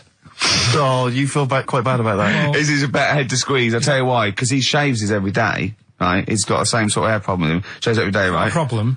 No, I know. And it's because he's had it shaved all the time. Like, Carl's is sort of comes through a bit long at the side sometimes. It looks a bit unkempt towards the end of the week. I've seen there's a couple of little pimples under there. But I really have to do it. Just like get there, slap my hands on it, squeeze it. With this one, I can sort of get my finger. Do you know what I mean? I get my really, You like a gay the way you jump about from head to head. That's my record. You like a gay? Just saying. Right, still coming up then. What have we got coming up? We got Rockbusters. Oh, is any monkey news this week? It's been a problem. Why? It's not much has been going on this week. What, in the monkey world? In the monkey world. I don't know if they've caught on to the fact that they're getting coverage. They're keeping their behaviour hush-hush. Be a bit careful, but I found something. Have you got Rockbusters? It's your last chance, don't forget. Is it good, these? Got Rockbusters, got some good prizes. Steve will look at them in a bit. Yeah. Cheeky Freak of the Week. Have you got a cheeky freak of the week? Got that. Got Yeah. that. So what deformity is it this week that you're ridiculing? Well, keep listening. I didn't really appreciate the Stones when I was younger. I was always a Beatles fan, but now I can't really listen to the Beatles. It's like I've used them up. It's about 5 tracks I like. Yeah, the but Beatles. the Stones just get better and better. And that one's brilliant. And the video's so good as well. Amazing. From 1981. That was Waiting on a Friend. From the Rolling Stones. Right. What have we got? We got more fun coming up, I imagine. Yeah, cheeky freak of the week. An amusing story about inflatable testicles. We've already given you half an hour talking about gay people. Who knows what else will be coming up? Yeah, it's a big market. Out of Time by Blur on XFM 104.9. All right, Carl. No. What are you thinking? Just thinking that stuff. You're an enigma, aren't you? I would just say hello to, we've got an American listener apparently, Karen. Anyway, what else have we got? I thought that might fill up 4 seconds. We're not struggling, are we? No, We well, just consult the list of Dr. Fox-esque amusing topics. Wet Ones, Screwball, Shop Train, Cheeky Freak, Ronan. What was Ronan? Ronan. I just was telling you the other day about, that song that he does. Loving Every Day as if it's your last one. Right. Yeah. I'm just thinking he's saying that as if like, oh, I'll have a good day. But I reckon if you knew it was your last day, I don't think you'd be in the mood to do anything. Yeah. But what? That's true. But well, yeah. I think the point is that it's living a day like it's your last. So, God, imagine if it was every day like the last. Right, let's go mental. And the good thing is, we've got tomorrow. So he's got the best of both worlds. That's what Ronan's saying. He's saying cram it in, because it might be the last. I think it's more like, it's the not knowing, isn't it? Live every day. I'd actually be happy if I never knew when I was going to die, and I was definitely going to die in my sleep. What a brilliant life you'd have. Do you know what I mean? What, so you don't get an illness, but one night you go to bed and... I know that if you knew you were going to die in your sleep and never knew when you were going to die, it wouldn't matter if it was tomorrow or 30 years' time. It wouldn't matter, would it? Yeah. I've lost you, haven't I? I've lost you somewhere. I can't, I thought that was pretty easy, all that. I said die in your sleep and not know when you died. There was no high concept there. No sleight of hand linguistically. Where did I lose you? I think you lost him on sleight of hand linguistically. Just then. You've lost him again. Yeah, I think that's the way I'd want to go. I don't want to know about it. That's why I don't go to the doctors or anything. That's a good approach. And he do you know, remember him saying he's going to die of cancer because he doesn't check his balls. He doesn't like the feel. Of course. What do they feel like, your balls? Like a wet chamois leather. With 2 marbles, 2 kumquats in a wet chamois leather. No, but I just... Why are they wet? Sweaty? No, they're not. I'm just saying smooth. Are they smooth? Yeah, because a chamois leather's smoother when it's... Do you shave them? No, I don't. In case a fireman pops round, you want to look your best. It looks like your head. The fireman pops round, there you are, and he goes, oh, nice, smooth. So you never go to the doctors? What even? I don't like it. But if you found some buboes under your arm or something, I'd wait for a bit, and I'd say to Suzanne, what do you think of that? Just see if it develops into plague. Well, yeah, because you know, don't you? Old bandages round your head. Yeah. And a bell. Yeah. Suzanne, what are you out? Can you get me a bell? Exactly. Brilliant. There was this kid at our school we took the piss out of for basically the rest of his time there, because when he was about 11, someone said, how would you want to die? Right? We do that thing, drowning, fire, that. He said, I want to die of old age in my mother's arms. How old was he? Like 11. Loser. In my mother's arms? No. What, getting off with her? What does that mean? Die of old age. You know, that's how old she. Brilliant. I want to die of old age with my nan and my mum. Yeah, all in the same bed. Oh dear. So if it was the last day, if you had one day to live, okay, what would you do with your day? Now let's assume that you're not in a state of ill health. There's not much you can do, though. It's just the end of the world. And What do you mean there's not much you can do? I mean, that's what we're asking you. It's the last day of your life. It depends, doesn't it? If we're all in the same boat, if someone says, oh, unlucky, without bitterness, like, oh, we accidentally exposed you to some radiation poison, you got a day, or if it was like, there's a meteor coming this way, we're all in the same boat, I think it would be different. It depends whether it's you It would make no and the difference rest to of me. the world. No? I'd do the same thing. I'd steal a car and go joyriding. But like go mental. I'd be smashing stuff. I'd be knocking people over for a laugh. I'd be going crazy. It'd be like Grand Theft Auto. Right, It would be extraordinary. Brilliant. Driving through parks. That's what I did in the getaway. Yeah. I tried to play it seriously. Within about 10 minutes, I was just going around areas I knew, trying to knock people over. Yeah. Yeah, I don't think I'd want to do that much. Seriously. You can watch telly, because you might not know how the thing ends. Sure. Yeah, be a waste of time. You could watch 24, couldn't you? If you had a day. Yeah. On DVD. Do that then, do that. Do that, yeah? Well, But I mean, let's be honest. Let's say you can take all the money out of your bank account. You can fly anywhere in the world. You can do whatever you want. Well, not a long flight. You could, well, no, but you've got your girlfriend. Australia, you wouldn't make it, would you? No. Why wouldn't you go to the monkey sanctuary down in Cornwall and just go around cuddling as many monkeys as you can? I'm going to tell you something now. Go on. Go in there next week. Are you? Yeah. Taking my mum and dad away, because like Suzanne's mum and dad. What, you're donating them? Most people put them in a home. What are you going to say? How your monkey sanctuary is cheaper? Taking them down, taking them down to Cornwall. Hold on, I thought you said you'd never go away with parents again. No, but that was Suzanne's mum and dad. Oh, is this to get even or something? So we'll do that, and then we'll can it, then. That was your outing. Your phone and both sets of parents, and it goes, right, you won't be seeing us ever again on holiday. We've taken you away, Be careful that the monkey people don't buy you off your parents. Yeah. And don't make sure they don't leave any of the monkeys' food in a telephone box, because your dad will have that away. Yeah. No. I was talking to him about that the other day. About the nicking in phone boxes. And he should we just explain that to They live in a small village in Wales, and it's like one sort of utility store, and when it's shut, they leave you shopping in the telephone box across the road. And Carl's dad found out about this and goes and helps himself. Yeah, to other people shopping. That's terrible. Yeah, go on. And I was talking to him about that, saying, have you picked up any surprises in the phone box? And he said, no. We were talking about other stuff he used to do. One of them used to be going in this supermarket, right, in Manchester. Yeah. Needs a new pair of shoes. Yeah. Go in, take a new pair off the shelf, pop them on, leave his old ones there. Really? And walk out again. Yeah, brilliant. And then you go in after and buy his old ones back like an idiot. Yeah. Yeah. You'd go in the next day. They look nice. Yeah. My dad's got a pair just like that. I've always wanted some. Can I have those? Incidentally, we don't advocate the stealing of shoes from shops. Or the joyriding and killing people. Unless you've got one day left. Okay. Or phone boxes. John. Fighting. M. Gervais, Merchant, Pilkington. Rockbusters. Oh, brilliant. Is there a jingle for Rockbusters? I don't think there's ever been one, is there? No. Can you come up with one quickly? Oh, Rockbusters. Brilliant. All right. Well, the prizes this week, there's not many. I have to say, Carl's not sourced many, but what he's got are actually good quality. Well, I'm trying to instill in him that it's, quality, not quantity. Absolutely. As opposed to, 15 copies of, Fools and Horses Christmas Special with a giveaway 3-wheeler yeah. car and Primal Scream's greatest hits on 11 CDs. Yeah. Not Primal Scream, in Spiral Carpets. Oh, that was it, yeah. Spiral Carpets. Anyway, yeah, we've got this new Kiss FM hip-hop classics compilation, which has got some really good stuff on there. New stuff from the likes of, Outkast and the Wu-Tang, but some old classics from Public Enemy, and of course LL Cool J's Mama Said Knock You Out.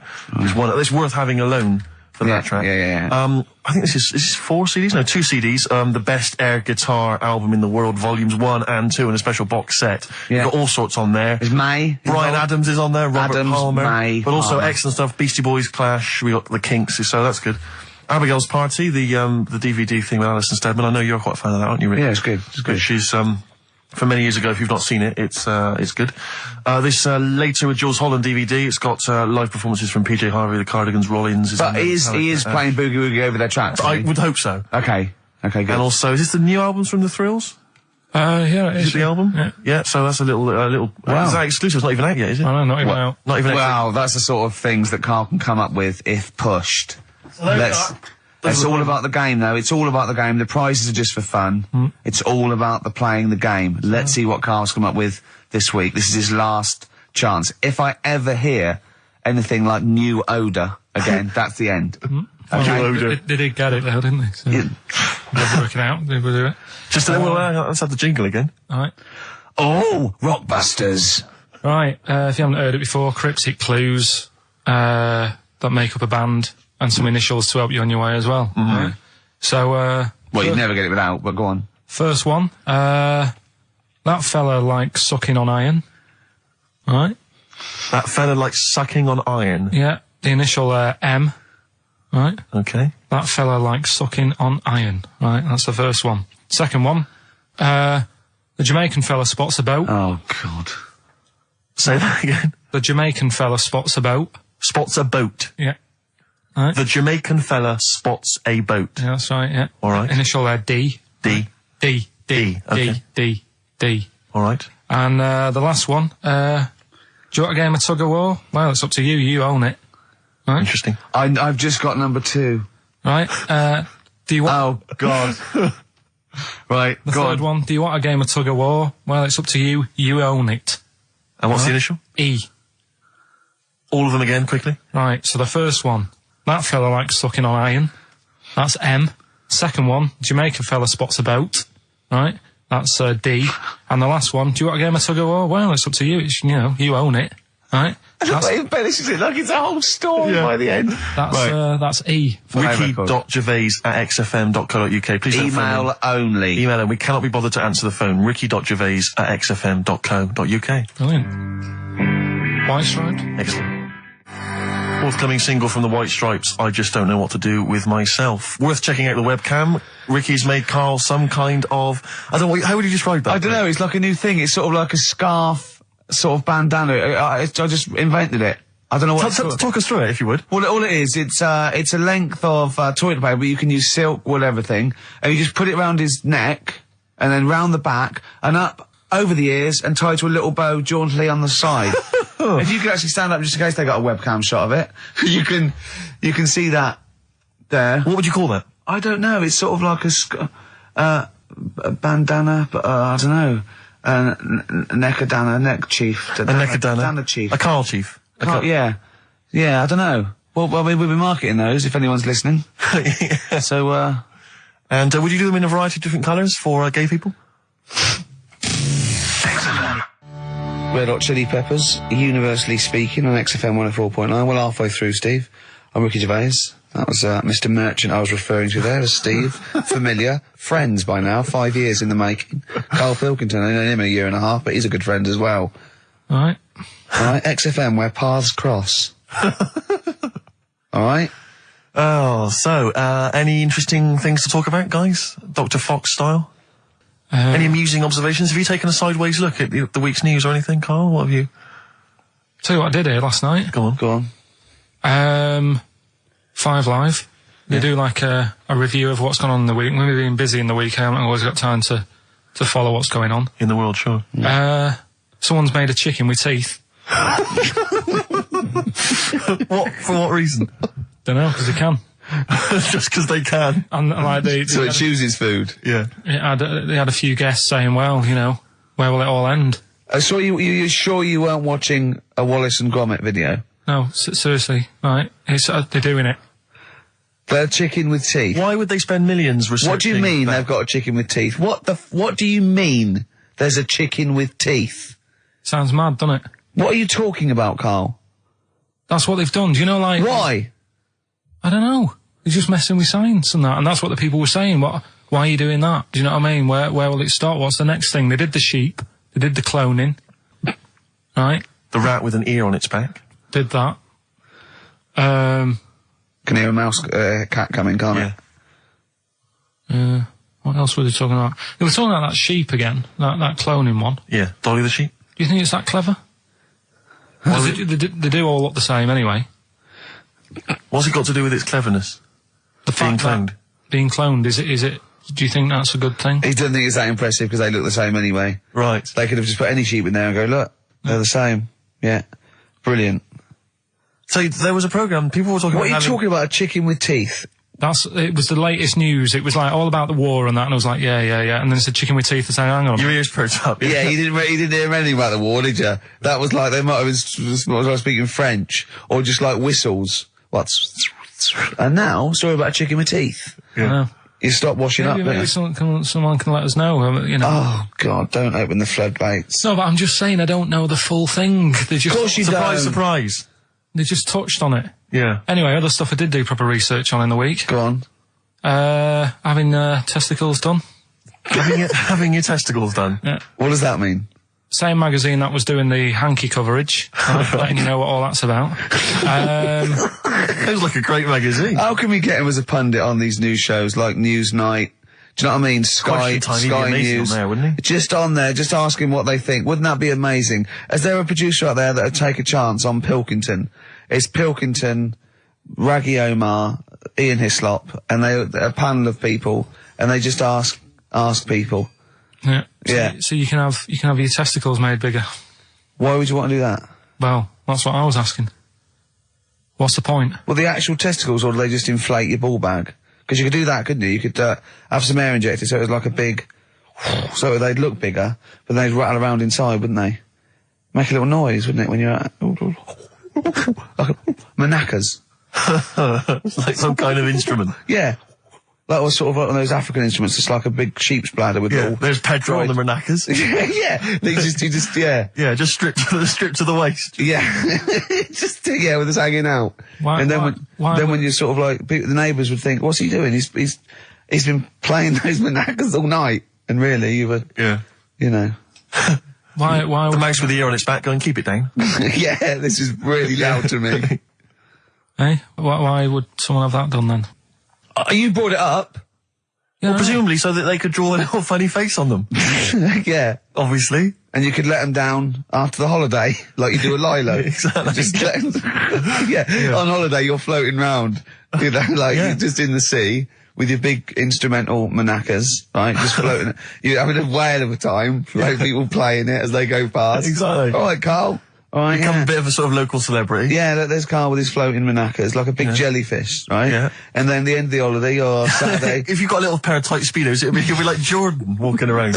and then you just like Just let them down when you come let back. the knackers down for the plane. Yeah. Because apparently they do get bigger, don't they, as you get older? When you're an old fella. No, I think they get lower. I think that's it, that testicles and breasts get lower. Is that purely gravity? I think so, yeah, probably stretching a bit, innit? So is Wear and tear. Is the old fellas who are walking about saying, "Oh, sick of these"? They don't tread on them. Well, that's You know, why old people have always got to have a little sit down. You know, Yeah, for 100 yeah. metres. Yeah. Put them in the socks. Exactly, yeah. Or they can have I suppose you can have like a little ball lift. You can have a facelift, can't you? Have a little nip and tuck. Or probably a facelift would help, wouldn't it? Because if you pull your face up... That's going to bring the skin up. Bring up a little bit, yeah. Don't go too far. You'll have a little knob as a tie. But you can, you can tighten stuff up. Speak for yourself.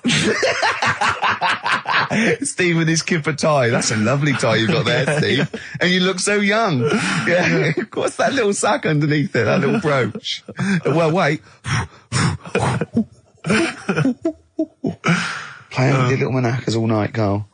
So, a chicken with teeth, and you can have your balls done. Imagine Kirsty Ward, whatever her name is, on Newsnight, saying that. And now, 2 features of the week. The war in Iraq, let's forget that. Who wants their knackers done? And look at this chicken. Careful, it bites. I think we should send this link to Dr. Fox and see if he thinks it's an improvement on what he heard during the Play a sonas. record. Play a record. Yeah, get this link, send it to Dr. Fox. He'd love it. All right. Alright? Plus, he'd be able to offer some kind of medical explanation. Yeah, exactly. Teenage Fan Club. Brilliant.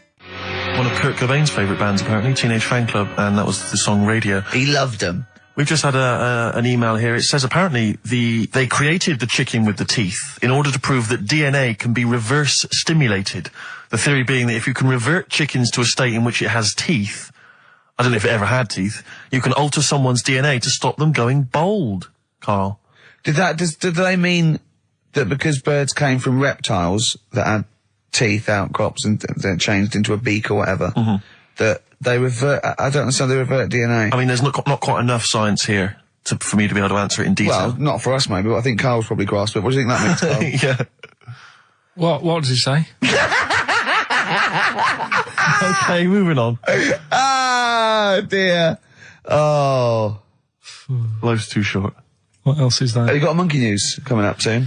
Like I say, it's been a struggle. We'll do that. We'll do Cheeky Freak of the Week. Do you want to? Oh, definitely. Should we do Cheeky Freak of the Week? Cheeky Freak of the Week? I can't wait. I'll always do these. I'd start off with these. All right, well, let's have the jingle for Cheeky Freak of the Week. Oh, no. Do you remember it? No. I remember it. Oh, Cheeky Freak of the Week. Brilliant. Something like that? I want some more, though, because that was slightly half-high. Oh, Cheeky Freak of the Week. Excellent. Right. This we're going back again. Yeah, 17th century? Well, it was 1829, right? Oh, I'm impressed. Now the problem is with Cheeky Freak of the Week. Not so much the week, is it, if you're going back to 1829? Well, Not even of the century. You haven't even done Cheeky Freak of the century. What's the problem with Cheeky Freak of the Week? Just because... Other than the sort of moral implications. Yeah. Well, last week, it was a fella with 2 heads. Yeah. We've done Siamese twins. It's Siamese twins again. Oh, No, it was Siamese again. twins. It wasn't a fellow with 2 heads last week. It was Siamese twins, conjoined twins, sorry. They're 2 different people. This is what I'm telling you. But this is the problem. They're going to crop up quite a lot just because they've got double a chance. All right? Oh, please don't write in and complain. He knows not what he does. You understand, don't you? Karl will actually feature one day in this section. Yeah. So, right, go on, Karl. We're going back to 1829. Yeah. All the way back there to It's a 1829. retro conjoined twin link. A couple of guys set up a business. They were called Chang and Ang. Oh, they're the first. That's why they were called Siamese twins, because they wasn't that what it was based on? Those 2, Chang and Ang. Was it? The original, yeah. That's why they're called Siamese twins, because I think they were Siamese. So these are the first ones. Well, not the first ones, but they're the ones that got to fame, I think, and why people started calling them. So people started calling conjoined twins Siamese twins. I think I'm right there. Anyway. Good. Well, the sort of set up business, sort of going around the US Well, both of them. and Europe, yeah. Yeah. And what they used to do, people were amazed by it anyway. But Yeah. people wanted to know how they get through life doing certain things that you think about. When you think about Siamese twins, you think about, how do you get through a day like that? Yeah. And the thing that cropped up the most with people was how they take a bath. So they used to go on tour around the US and Europe and sit in a bath, have a wash and that. And Did they ever wash each other by mistake? They go, oh, that ends there. That ends there. Like those things in supermarkets. They put one of those down. We go, oh. What do you mean? Put that there. What do you mean? You know the things on the conveyor belt? The little dividers. Yeah. They wind me up, those dividers. Sorry, I was a complete tangent, but for some reason, it's my own psychosis, but I get so annoyed if I'm in a supermarket, I've got my shopping, I'm just about to get served, and you can always see there are certain people who stand behind you getting edgy, itchy, worried that I'm not going to put the divider down to separate my shopping from theirs. It's like they're terrified that I'm somehow going to deliberately pay for their shopping. Sneak in their onion. Yeah. Oh, I didn't get an onion, I'll have that. And it's just, but what annoys me is it's not so much that, obviously it's a practical thing, it's the fact that they get a little bit edgy. You can actually see, certainly kind of, dare I say it, certain breed of woman and a certain breed of fella will just get a little bit itchy, a little bit edgy, and they just look at you, can just see them sweating, especially if they can't reach. I just lean over and do it myself. Well, I know, but the thing is that it's like they almost feel that they ought to wait for me to do it, as though somehow it's my obligation. And it just for some reason, I know it's ludicrous, but it really annoys me, and I actually deliberately don't put the divider down just to see them sweat. I like the way that they're actually quite well made. There's some that are brass with like a felt bottom. Yeah. Like you really care. Like a twig would do, wouldn't it? Exactly. You know what I mean? But I just leave a slight gap. And then when it gets to when the woman's putting it through the till or the guy, I just say, that's my stuff. Do you ever look at other people shopping and go, oh, I should have got that? Often. God, yeah. That's annoying. I'll tell you what it is, it's the same thing, and again, it's my psychosis. When people, if you're on a bus or a train, and we're pulling into the stop, but there's a good, kind of 35 seconds before we're actually going to come to a halt, they leap up, and they're straight by the door. Yeah. But it's this fear that they're going to miss out. Oh my God, what if I fell over now and broke my ankle? I'd never get out. To be fair, I've never had that commuter's worry. I've never commuted, but every second counts, doesn't it? Because you miss a train, it can make a difference of half an hour.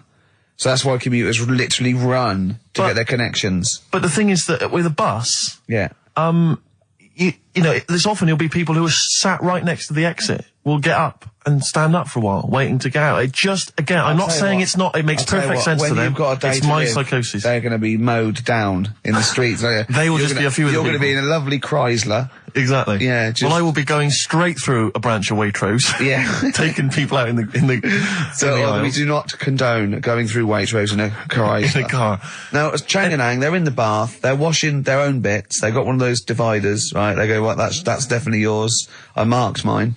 That's definitely mine. What? Don't wash that, Chang. I wouldn't, Ang. I wouldn't wash that. Right? So what are they doing? They're in the bath. Carry on with the story.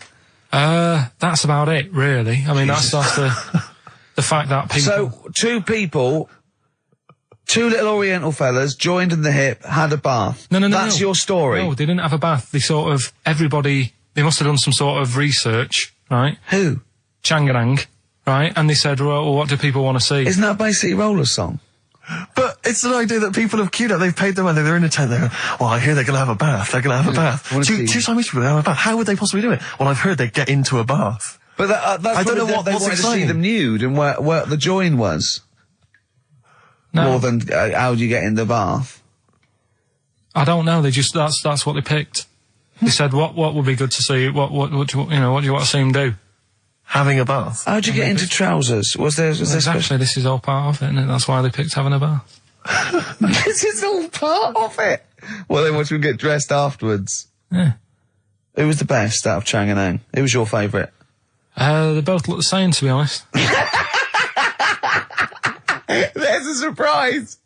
One was a short ginger woman. Oh dear.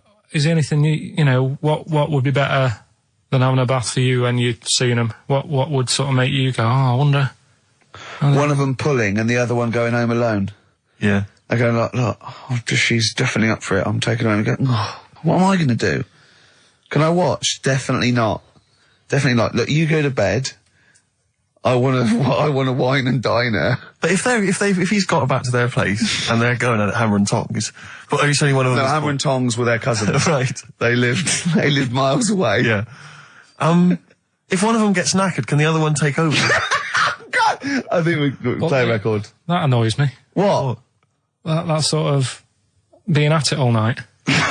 What do you mean? Let's put a song and I'll come back. What do you mean? No, come on. Seriously, because Okay. R.E.M. yeah. Well, after R.E.M., Night Swimming, being at it all night, and why it annoys Carl. Night Swimming by R.E.M. Well, before we played that track, you remember Carl was on the, teetering, on the cusp of telling us why he's annoyed at going all night. I assume you mean... Relations. Yeah. What do you mean? What annoys you about that? What? Sexual relations all night. The concept, or people keep you up. Is it your next door neighbours or something? No, just that thing of people who say, was that it all night last night? Who says that to you? Lads who think they're, they think they're a bit of a lad and think that means it's good. What, like Sting and his tantric sex? Sting. Yeah. Well, to be fair, it goes for 8 hours, but only 3 minutes of that is going for it. The other sort of, 7 and a bit is sort of laying next to each other, isn't it? Right. Or sometimes in a different room. Yeah. Yeah. Is that why it's called Sting? Hey? Well, if you're at it all night, bet it. It's gonna sting. Yeah. So what's your problem with this notion of going at it all night? It's just that thing of, get it done right the first time. Do you know what I mean? Get it done. Yeah, get in, get out like the SAS. Once you've done it, you've done. You know what I mean? Yeah, no fanning around. No messing about.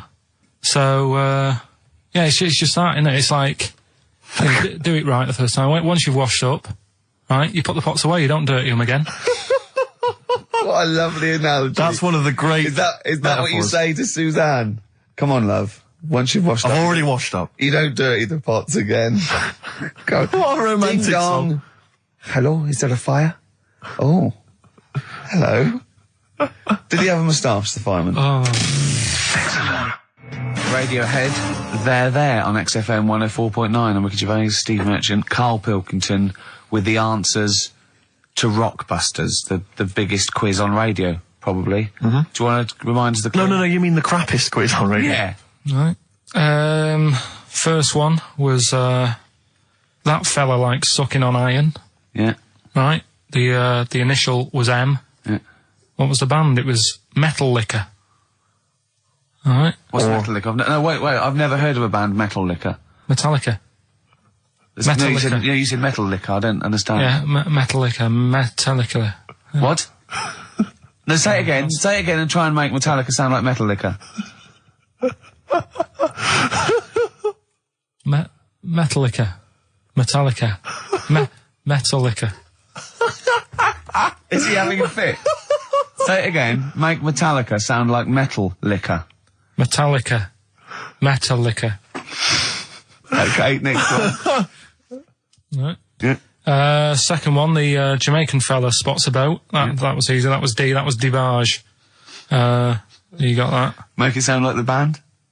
Debage. Make it sound like a Jamaican fella saying "spotting a boat." Debage.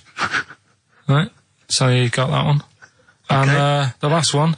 Do you want a game of tug of war? Well, it's up to you. You own it. Yeah. Right. That was E. That was your rope. Right. Europe. Europe. Right. Who did the final countdown? Yeah. So that's the... No, what? We've let that go?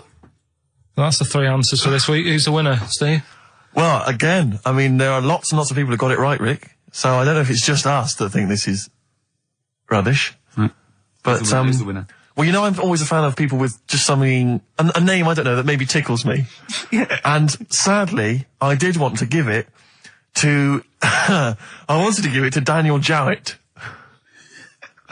Because I just, for some reason, Danny Jowett. We're going to start. But sadly, I just realised he got it wrong, so I'm going to give it to a different Dan. So not only did you ridicule his name, he's not even getting the prizes.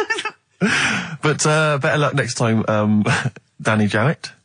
Instead, I'm giving it to Dan Mason of Ilford. So he got them right, and he wins those prizes. All right. Well. Okay. More of that next week. I mean, what do we think? We'll do it next week then. Yeah. Again. Okay. What are you doing now? Got a record or what's that? Hoople. But I'm not the Hoople. Oh, it's a Hoople. Yeah. The Hoopsters. Monkey News? Next. All right. Not the Hoople. Roll Away the Stone. Classic little ditty on XFM 104.9. Right? Play the jingle. Oh, is it? Is it? Brilliant. Oh, chimpanzee that Monkey News extra. Well, Is there Monkey News? I tell you what, I've been having a bit of a problem this week. Why? It's just been a struggle. Normally, I can come into work on a Monday and there'll be something that's happened over the Saturday, over the Sunday night. Do you know what I mean? Over the weekend, the monkeys have done something. Been very quiet. I thought I'll be all right. Let's see how the week goes on. I don't know if they've caught on to the fact that we're giving this coverage now, or I don't understand. Normally, people are emailing me stuff all the time about monkeys. Been very quiet week. Been checking. I was looking in books last night and stuff. Is there any monkey news? I've got some, but just because it's not that good. Something else I found out that I thought I'd share with you. Go on.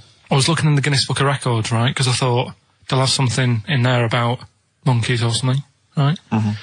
And there's a little monkey. I think it lives in Asia, right? There's loads of them live in Asia. Might just be travelling, but yeah. And something I found out. I don't know if they've got it right, and that's why I want to bring it up.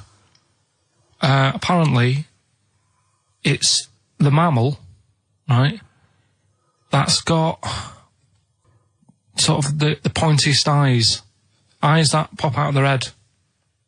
Steve.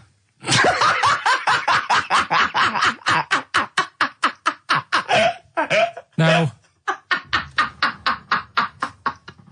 the thing is, right, I thought that's interesting. Yeah.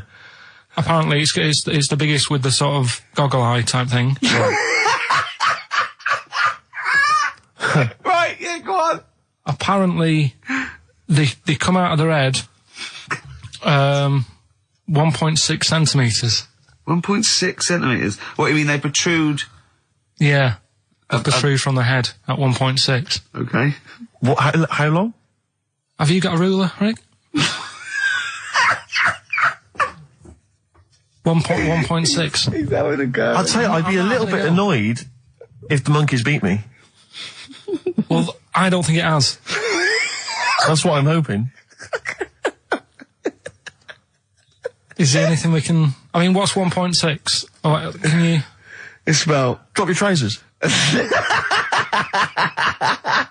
It's, about 3/4 of an inch. What do you think? I don't know. Have they got it right, or what? Maybe I should come down to Monkey World with you next week. So anyway, that's not the monkey news. That's just something that cropped up. And Sure. I do know once, when we were playing pool in the office, I think Lucy was your partner. Yeah. It was me and Ash versus you and Lucy. And you were having trouble because his glasses kept slipping down. So Lucy pushed his glasses up his nose, but the glasses touched his eye. Do you remember that? Yeah.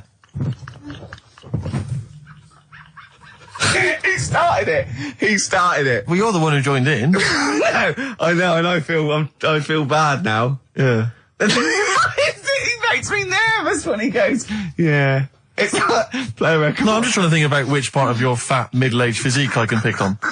The tits would be a good Yeah, start. yeah. Oh, the belly. Sure. Oh, what do you think of that? Oh, that's... What is that? Play a record. Was that monkey news for this week? Have we not got any other monkey news? Well, it's just, it hasn't been that good. I mean, the one that I found out here, because we've covered so much in the monkey world, right? The fact that we've done a monkey that was a sort of half man, we've done a monkey that got a decent job in a train station. Can you think of any of the other? Well, that's just some of the great monkey news from the past. That's what I mean. So that's what you got to compete with. So even though this is quite amazing, Just tell us. another monkey's got married. Oh, not another monkey getting married. What do you mean? It's got another one. You know, it was knocking about with some woman monkey for a bit. A woman monkey. They decided to, you know, get married. Yeah. They did. What do you mean they decided to get married? Was it pressure from her parents? They had a good do, and Good do. I love the spread.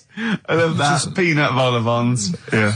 Celebrated in a pub, and then they both went off to the cage that night. That's what I mean. Even though that is quite impressive, But because it's not true. Or it's a joke. It's nothing. It's not.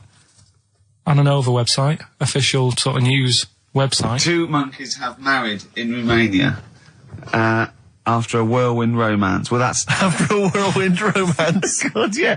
Yeah, a quick one hanging onto the rope. Yeah. She was in the tyre. Yeah. He saw it. Yeah. He went, I'll have a go at that. They go, we got to marry her now. Yeah. Her parents came in and said, did you just shove my He was in a daughter's zoo tyre?" knocking one off. She went, I can do that for you. Yeah.